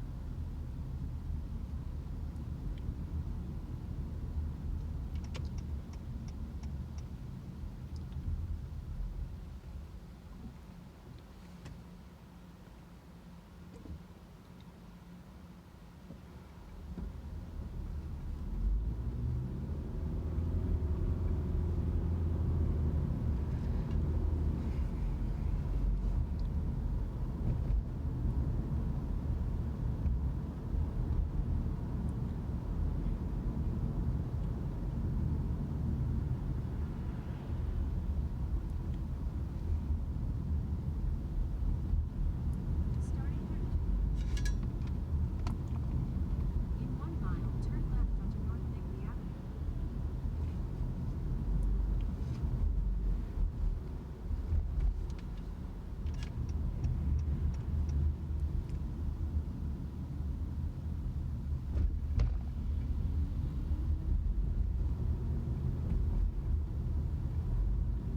If you haven't seen that video yet, I'm gonna link it for you in the description below, that way you can really understand what happened. So I released that video years ago, and I sold that property like a week after recording that video, and I tried to forget about the property because that one left me with a lot of nightmares. But YouTube being YouTube brought that video back to life. Yeah, I've done it a couple times while door dashing. I mean, I don't care. I should have just done it.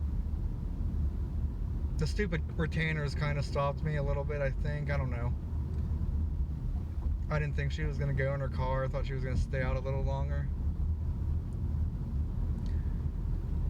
And I just really need some type of in-person female connection. I work so much, it's like, what does it matter? But I still should have. I mean, if she's spending her extra time door dashing, I should have. I don't know. Ugh.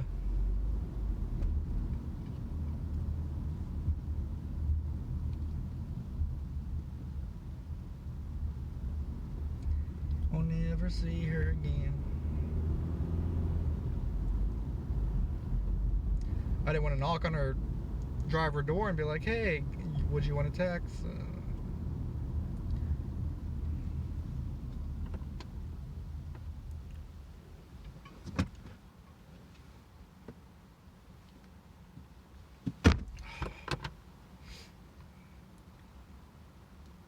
Stream paused. Damn. Alright, we're back.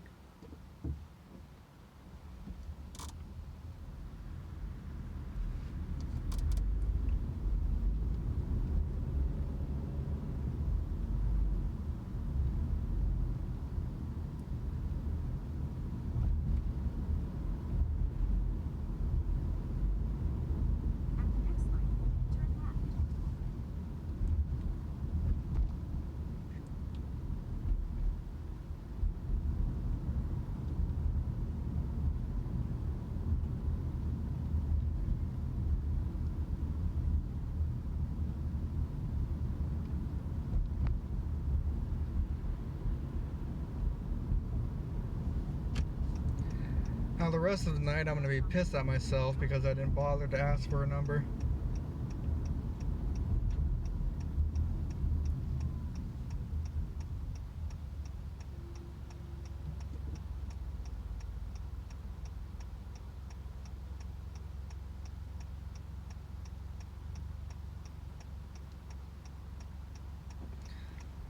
Maybe she had a boyfriend anyway, who knows?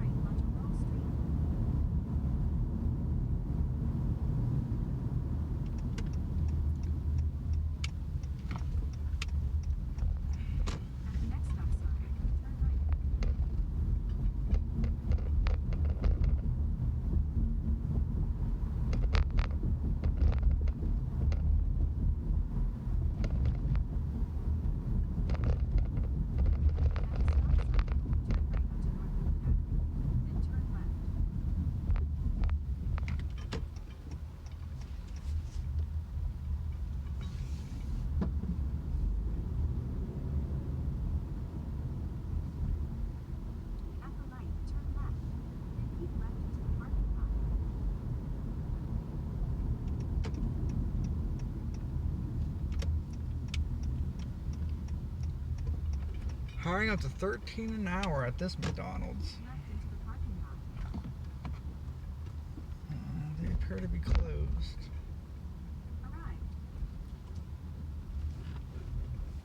We'll see. I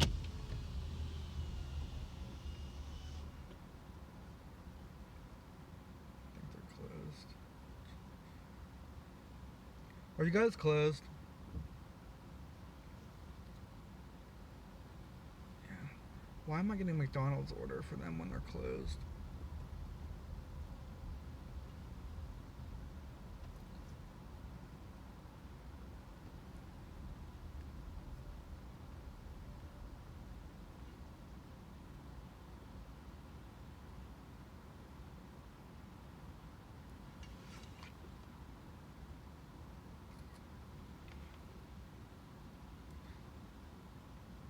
I still get half credit though for where I'm going.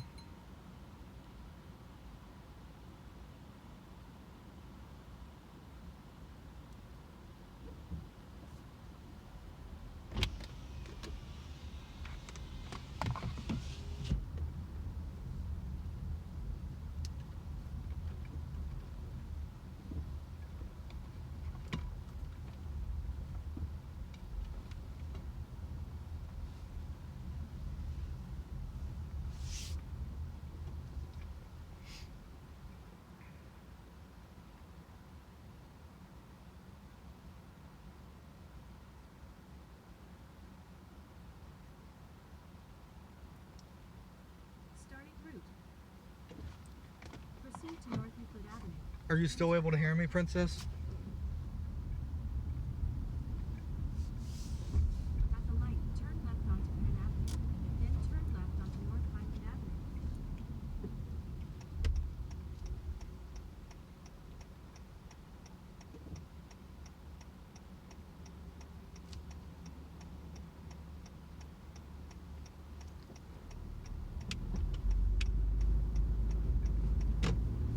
At the next light, turn left.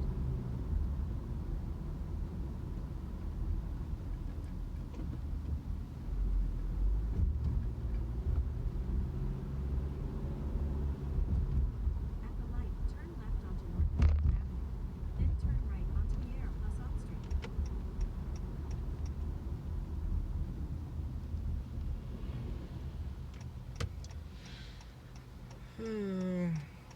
Life is boring. Life sucks.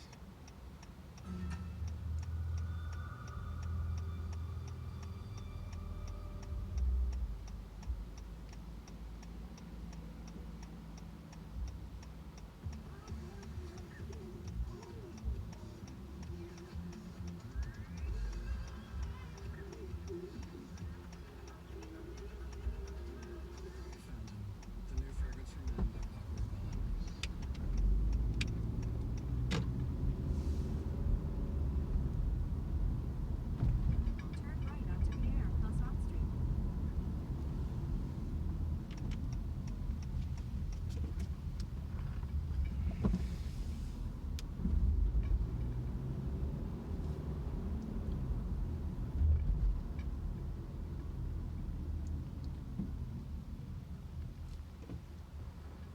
As we reported ahead, in a quarter mile, you're still on the fastest route.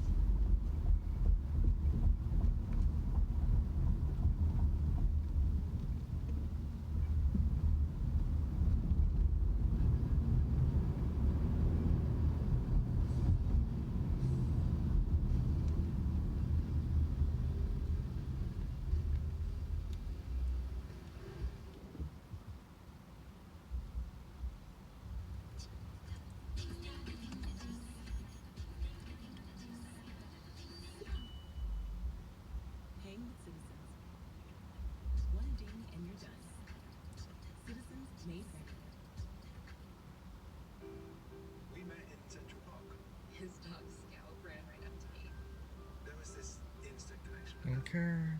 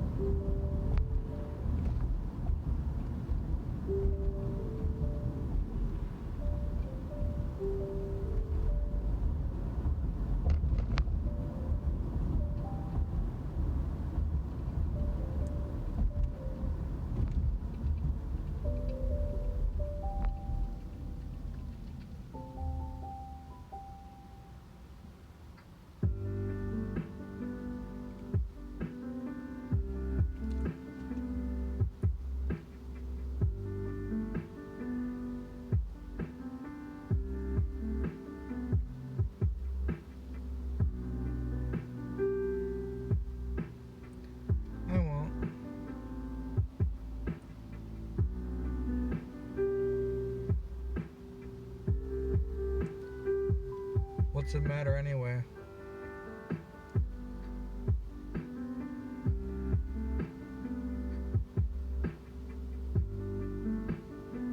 Nobody wants to continue talking to me, and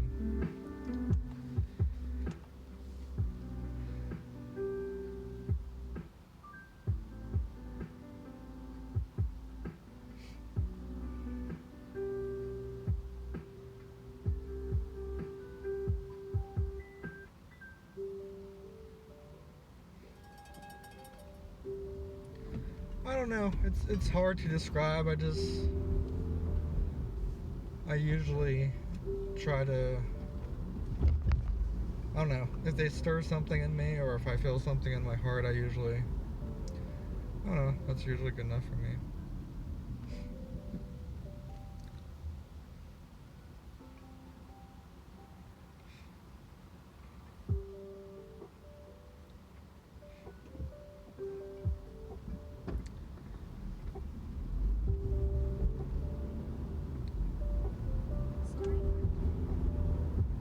Just so tired of me not being able to get like a decent date here, or just to go out and talk or whatever.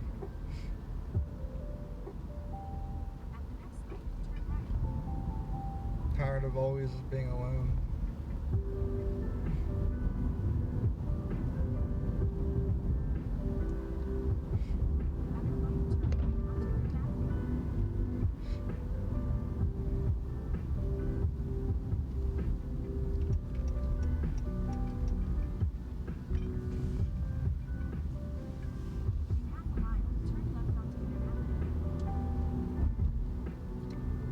I don't know, no one wants to like meet or like do anything serious or date. It's like all this bullshit, I don't know. Or they're taken or whatever, so.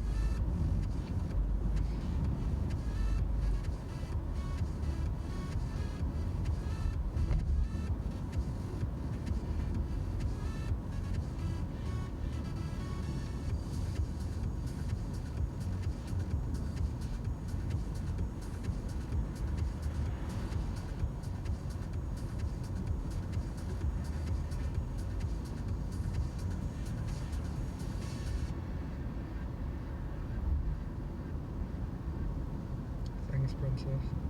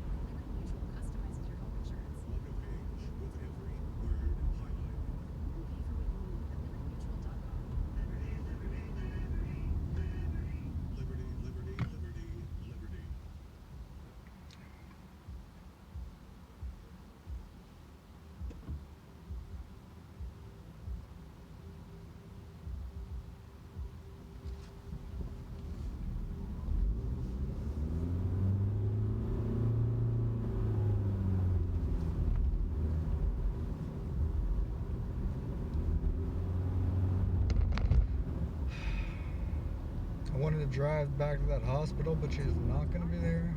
So.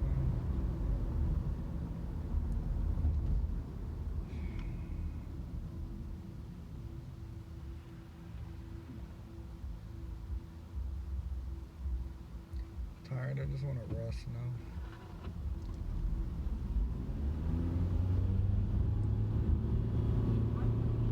Turn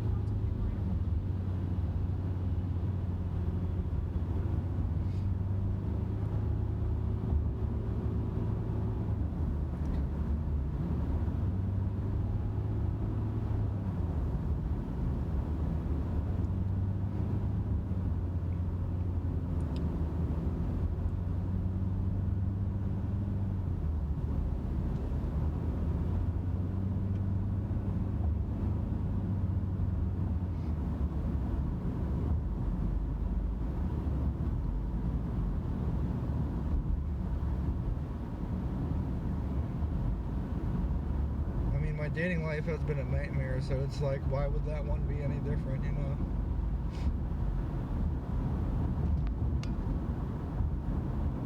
Yeah, she looked friendly.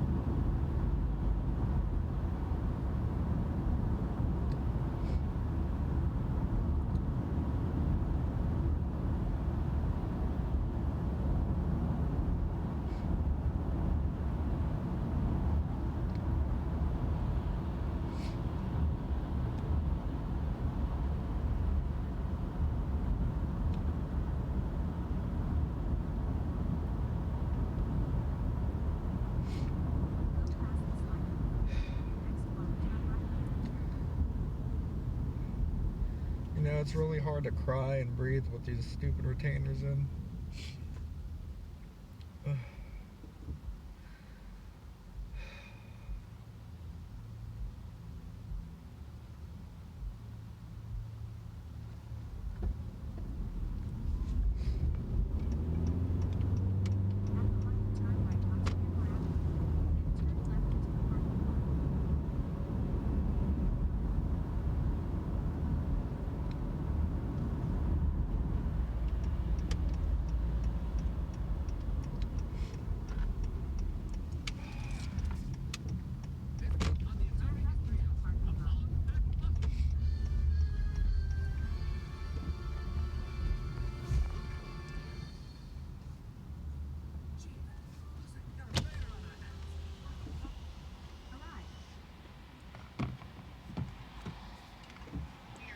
I'm talking about it for you. I have a Grubhub for Rachel. What was the? Because I got a couple different ones for Rachel. Which one? Do you have a name, like a last name, a letter initial, or? R. Is it Rachel R? Yeah. All right, go ahead and pull up.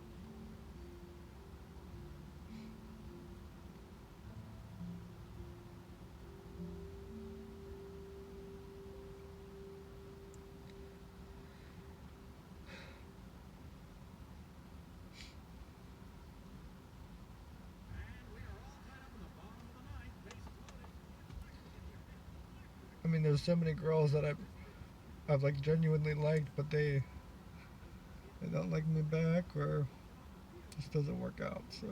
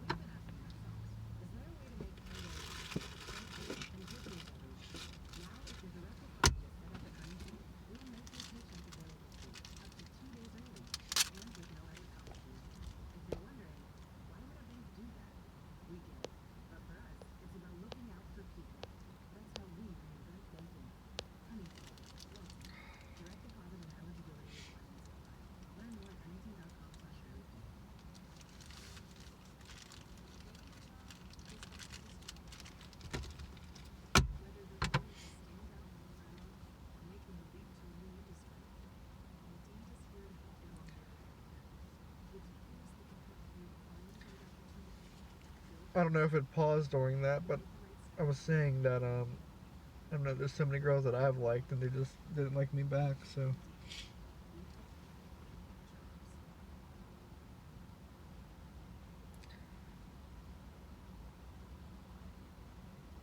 And guys got to go through all the rejections and bullshit.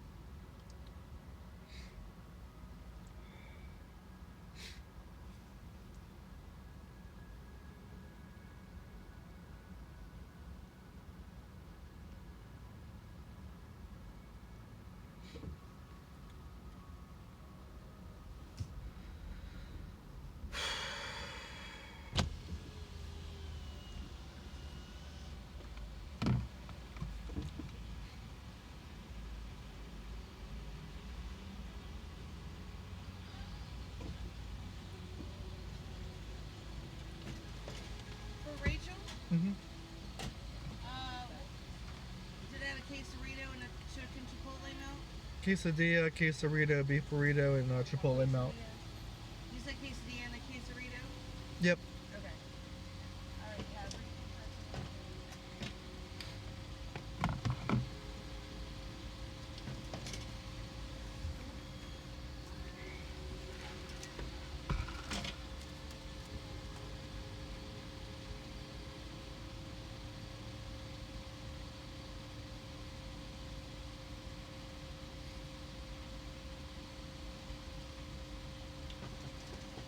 Yep.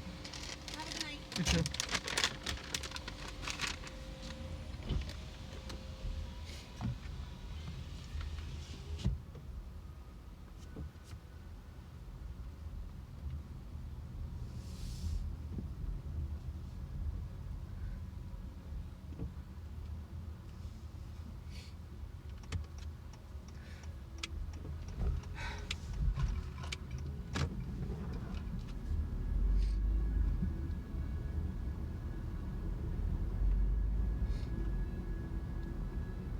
Back there.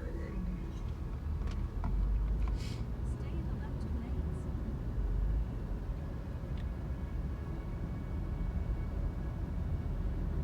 In 7.7 miles, turn right onto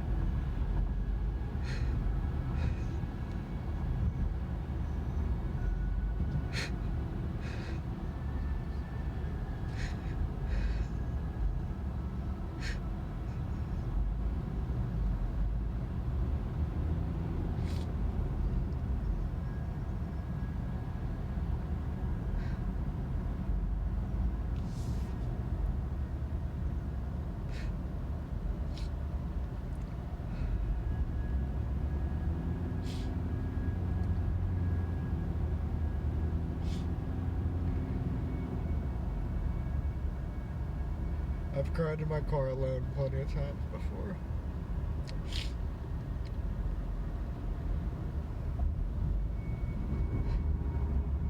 The PTSD and the memories of all the bad stuff doesn't help.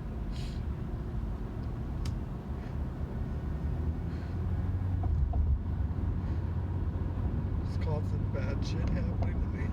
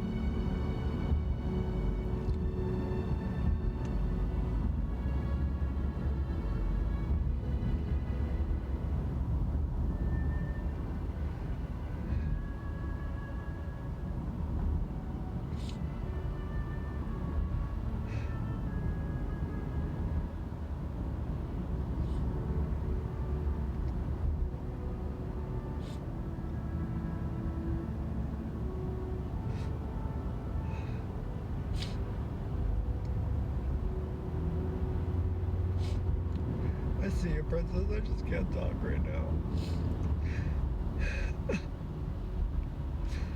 It's too hard for me to talk right now.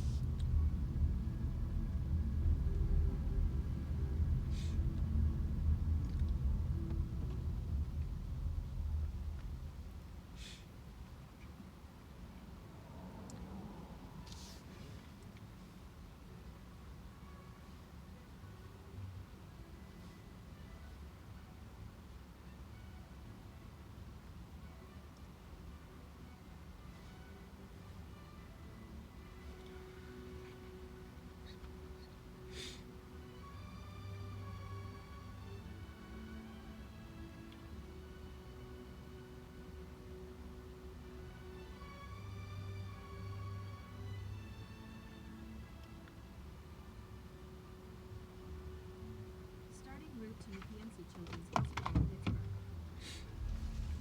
Head south on Market Drive, then turn left onto North Panorama. At the next light, turn left. Every girl I like, Princess, either left me for somebody else or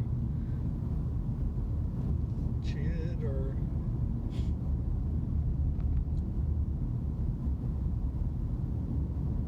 didn't like me or whatever. Or just didn't want to give it their all and move in or At the light, turn left onto Lincoln Highway. give me my wants and needs or whatever.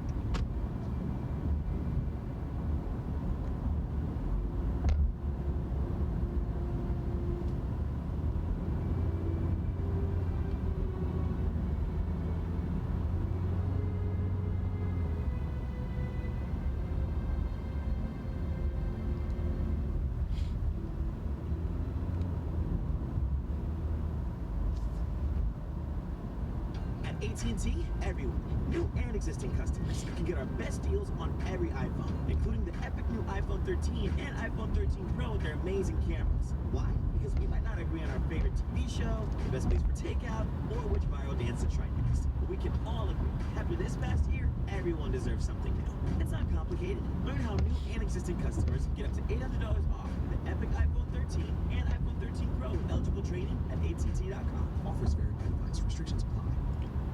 Next up is Crest's new Restore Remix.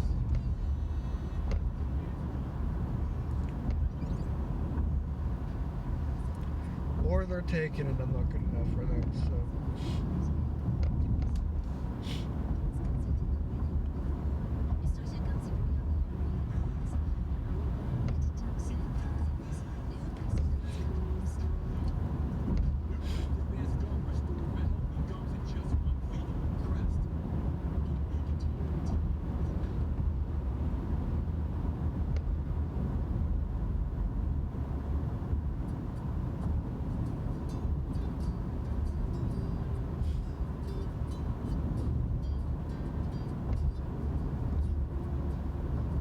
Princess, this was in the 90s, the 2000s, the 2010s. It doesn't matter what year it was.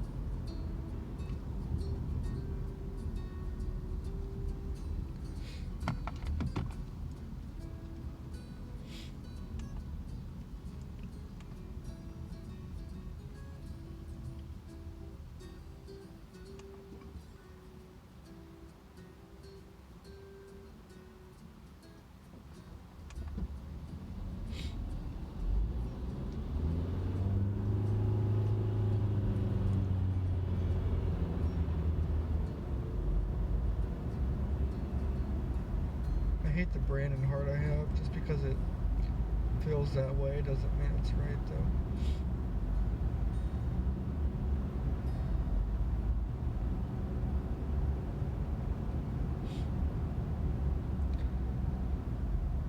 could literally go home right now, but I think I'm gonna drive down there. Waste my time and money and gas. There's no way I should be there.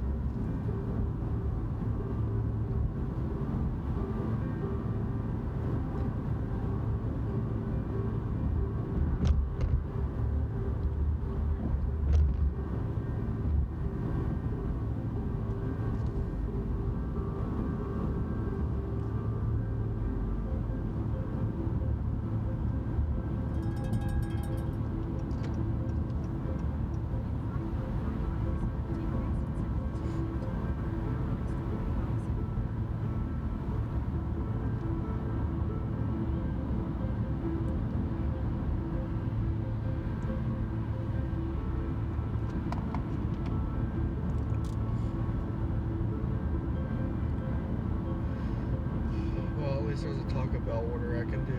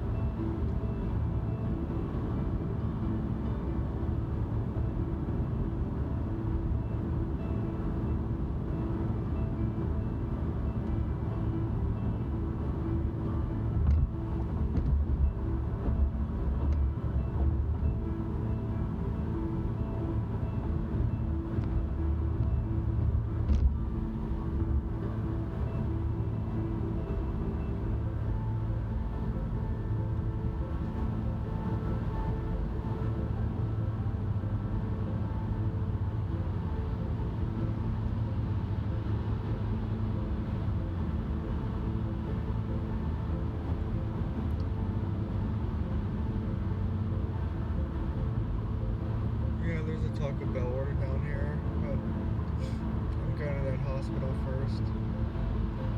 Not that she would be there.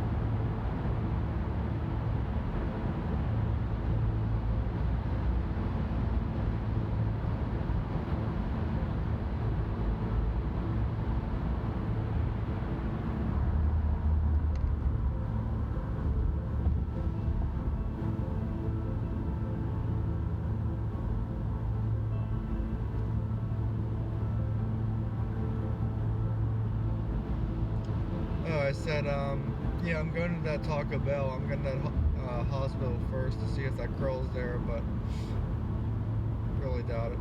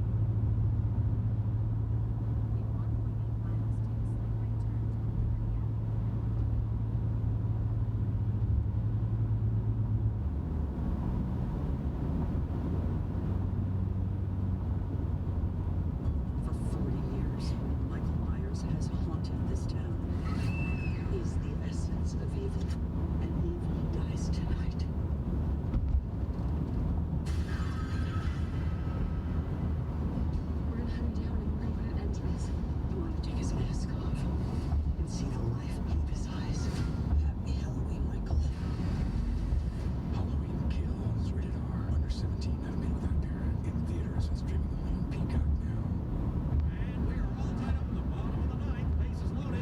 Electric in here. Electric. All comes down to this pitch. You throw the fastball in. But it looks like Brock is walking off the field and is leaving the stadium. What is going on here? I'm getting word that he left to get a taco. When you need a taco, you need a taco. Introducing the new Cantina Crispy Bell Taco, only from Taco Bell. Participating U.S. locations for a limited time only. With Halloween around the corner, Fine Wine and Good Spirits couldn't help but notice how many terrifyingly themed cocktail pairings there are, like gravediggers and dirty martinis, slashers and screwdrivers, ghouls and Bloody Marys. Bring together frightful nights and delightful drinks. Save $3 on select 750 milliliter bottles of New Amsterdam vodka, like Pink Whitney Pink Lemonade vodka. Plus, save an additional $1 with our online coupon at fwgs.com. Offers end October 31st, 2021. Please enjoy responsibly.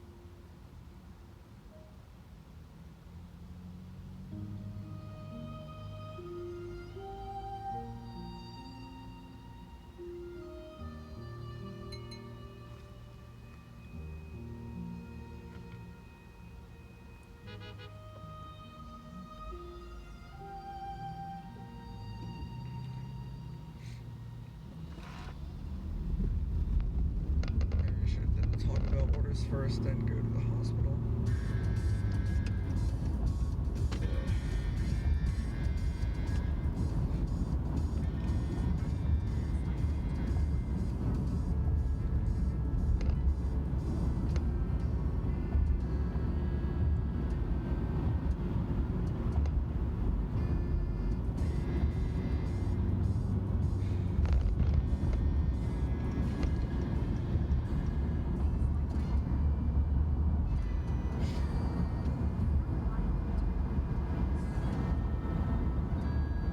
You remember the watch billboard?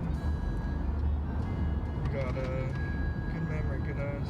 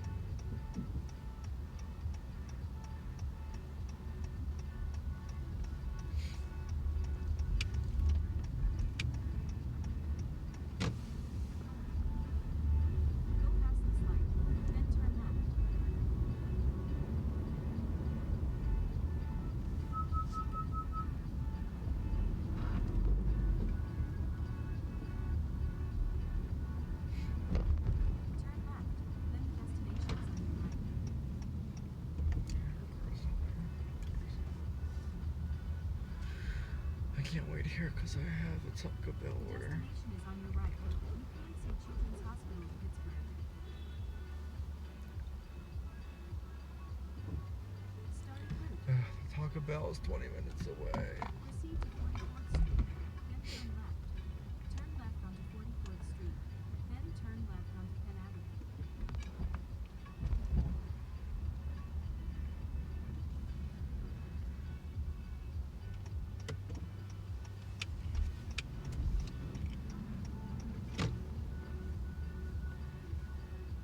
At the light, turn left onto Penn Avenue. Oh, whoever you are, I cared about you. In 1.2 miles, turn left onto North Negley Avenue. I love you and you'll never know. You know, there's a lot of people that think you can't love someone you meet or a stranger, but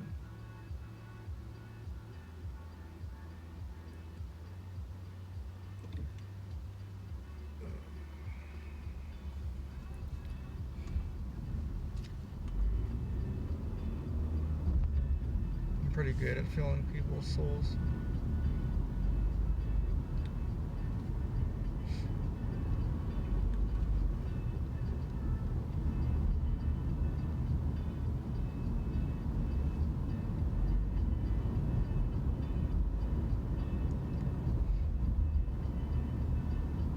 No, not there. City's too big. She's probably at home.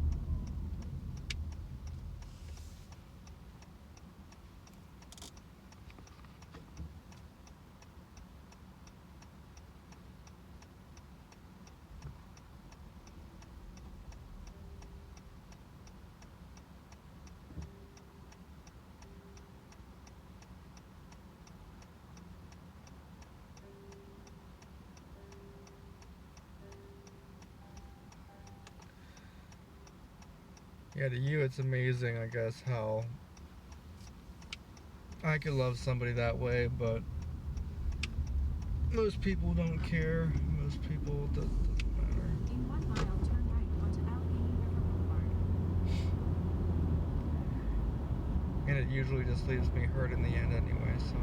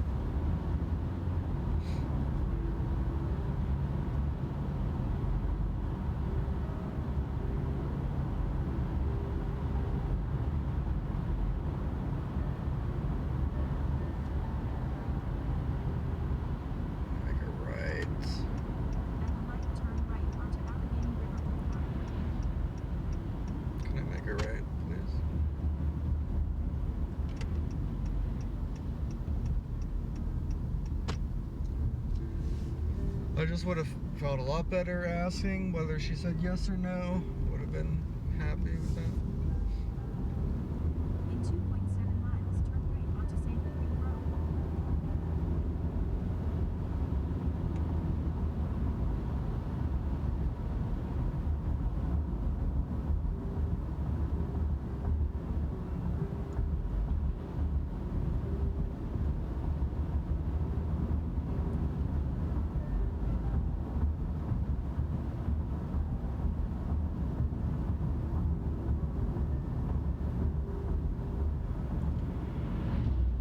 Not cool because you just multiply your heartache by times 100.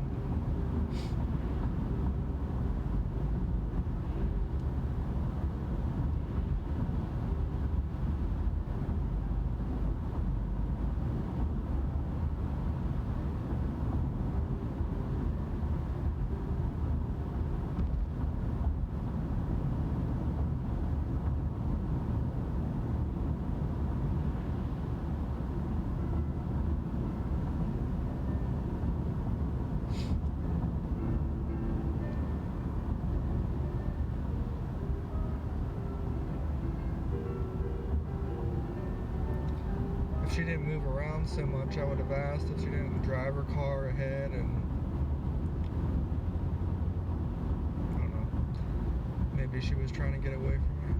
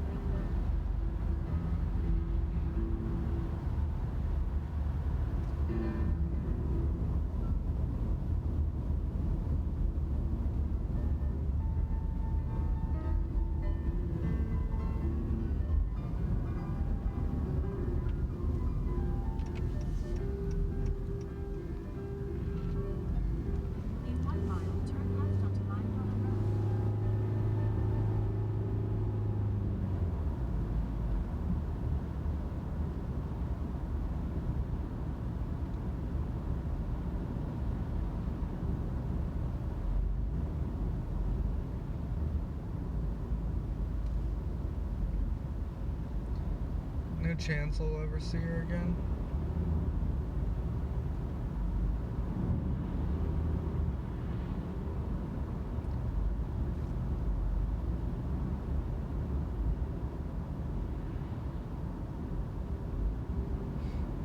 Would have married a lot of girls, but none of them want anything to do with me. And they kept destroying me and my life more and more each time.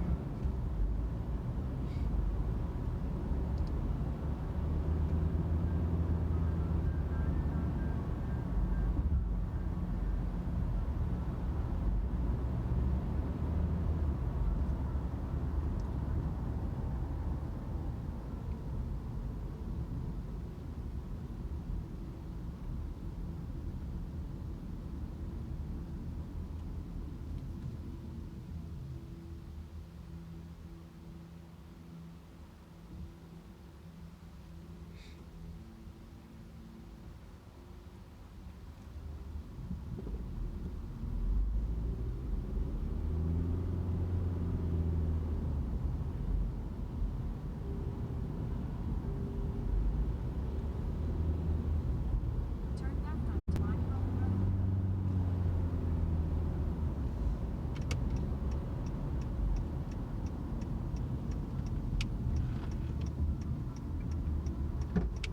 In 1.2 miles, turn right onto Line Home Road.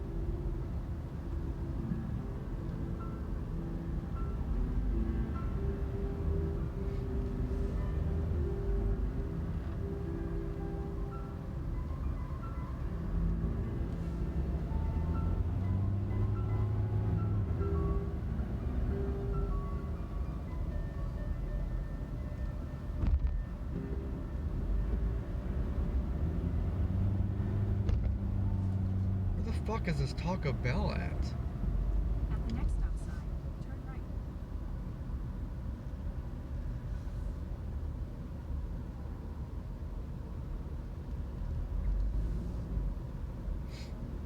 Starting route.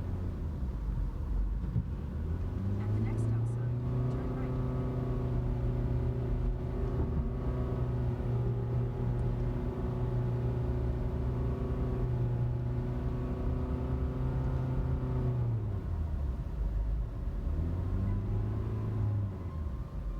At the stop sign, turn right onto Line Harbor Road.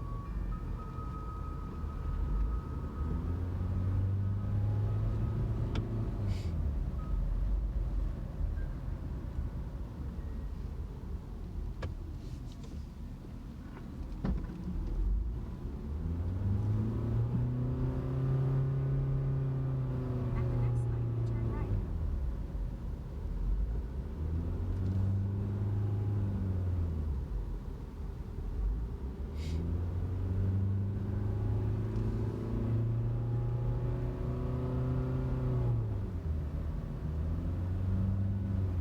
At the light, turn right onto I Frankstown just feel Road. so empty after that. I don't know how to explain.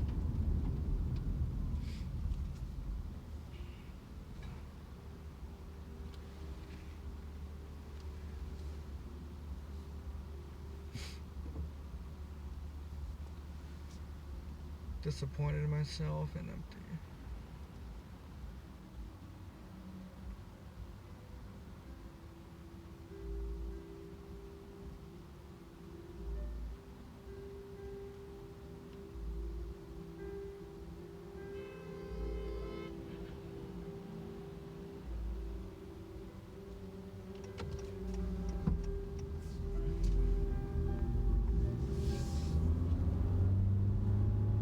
At the light, turn left onto Rhodite Road.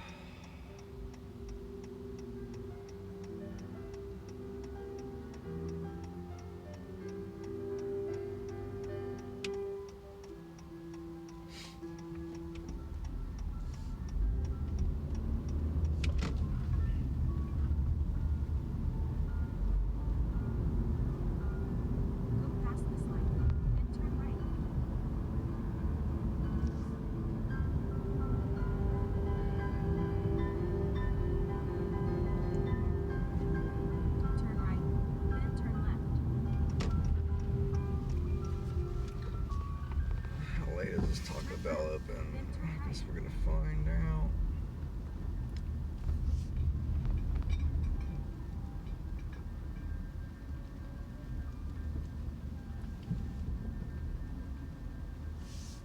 Arrive at your destination.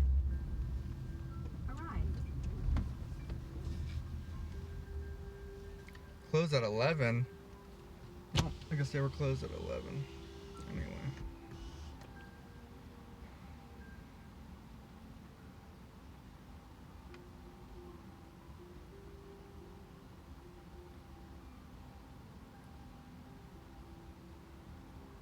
So I would have never made it here anyway.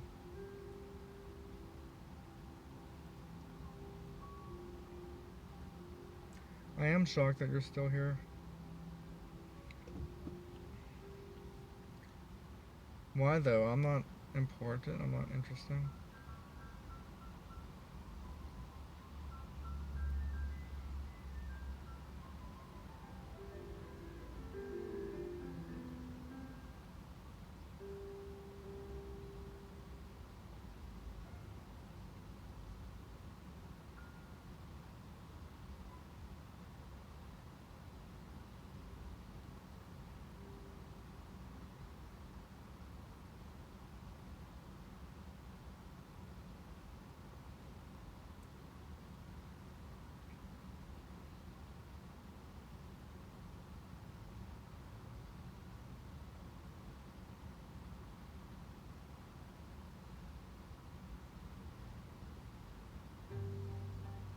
Getting a job is the hardest job out there. Whether you're fighting to stand out in the crowd or making the leap to a new industry, Indeed is here to help along the way. With tools that can help you find the right opportunity, build the resume, calculate the right salary, and nail the interview. All on one platform.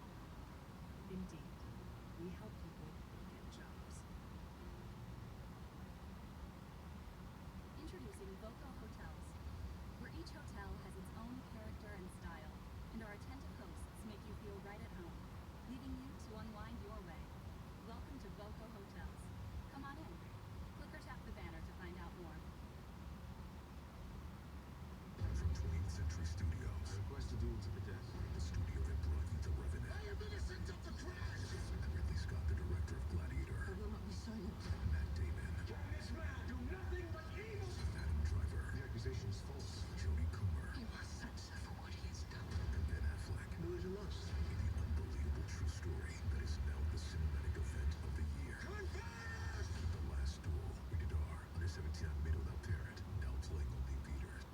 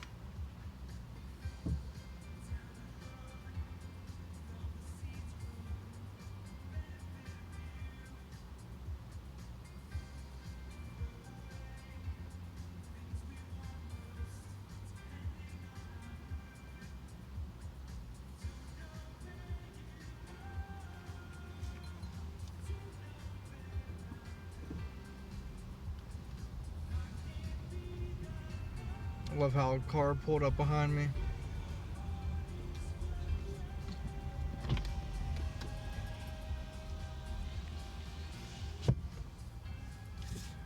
Hey, I just got another order for this Taco Bell, which means I get free money for saying it's closed.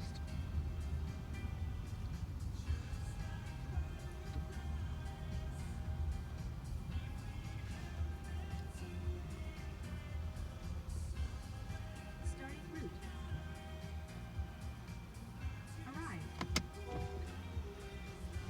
Arrive. I've had it. No, I'm done after this. Need a piss though.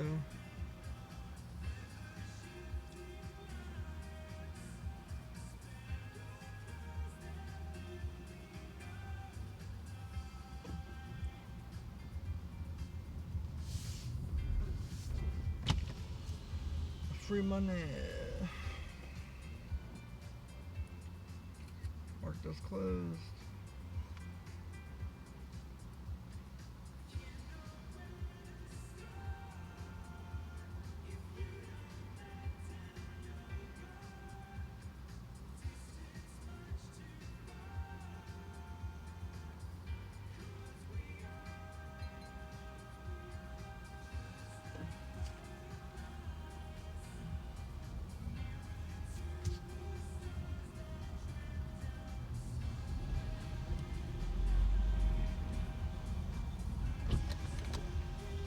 I gotta piss.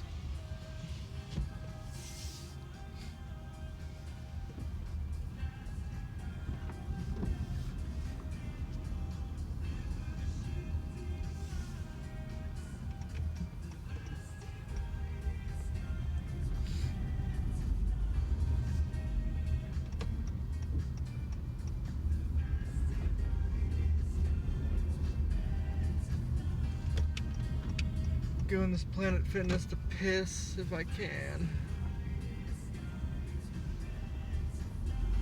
I'm not gonna make it home without pissing.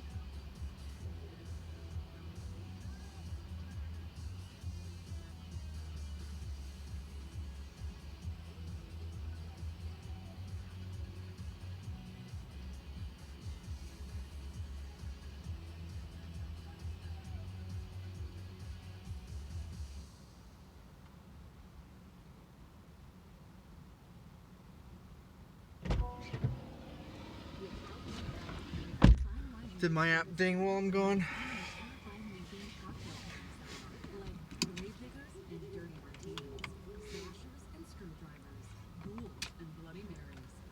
Bring together frightful nights and delightful drinks. Save $3 on select 750 milliliter bottles of New Amsterdam vodka, like Pink Whitney Pink Lemonade vodka. Plus, save an additional $1 with our online coupon at fwgs.com. Offers end October 31st, 2021. Please enjoy responsibly. Right now, you need a home office, but you always wanted a home gym, so you decided to get a treadmill desk. Citizens experts can guide you when you're ready to refinance your student loans and free up an average of $219 a month. So go ahead and get moving and make leg day another day at the office. Citizens made ready. Average savings based on Citizens customers who refinance their student loans or student loan payments, where savings may vary. More information, call 877-405-262. All loans subject to individual approval. Citizens is a brand name of Citizens Bank. Hi, I'm Dr. Andreas Michaelides, Chief Psychologist at Noon. But what's Noon and why does Noon need a Chief Psychologist? Noon is a weight loss program that works, with results that last. Because we know that changing the way you eat starts with your Maps work. Come on. psychology-backed tools, one-on-one coaching, and flexible plans that emphasize progress over perfection. You have the tools Starting you need route to to change your home. relationship with food. So sign up Proceed at to Rhode noon.com Island Road, now. then turn right. That's NOM.com.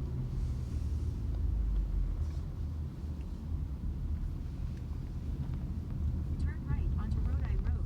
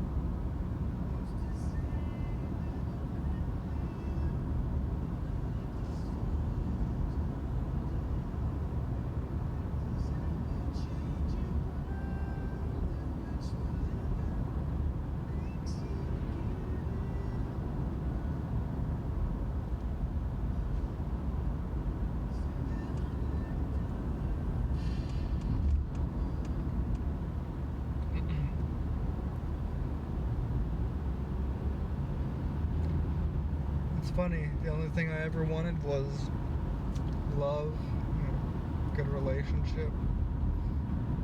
Ever since I was little, and it's one of the things I can't get. It's ironic.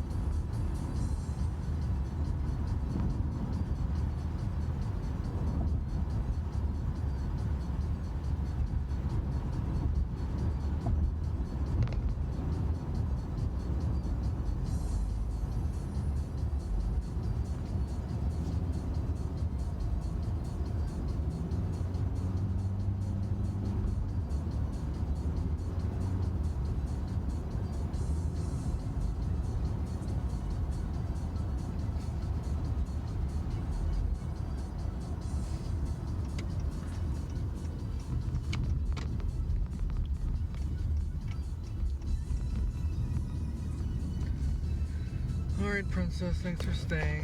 Good night.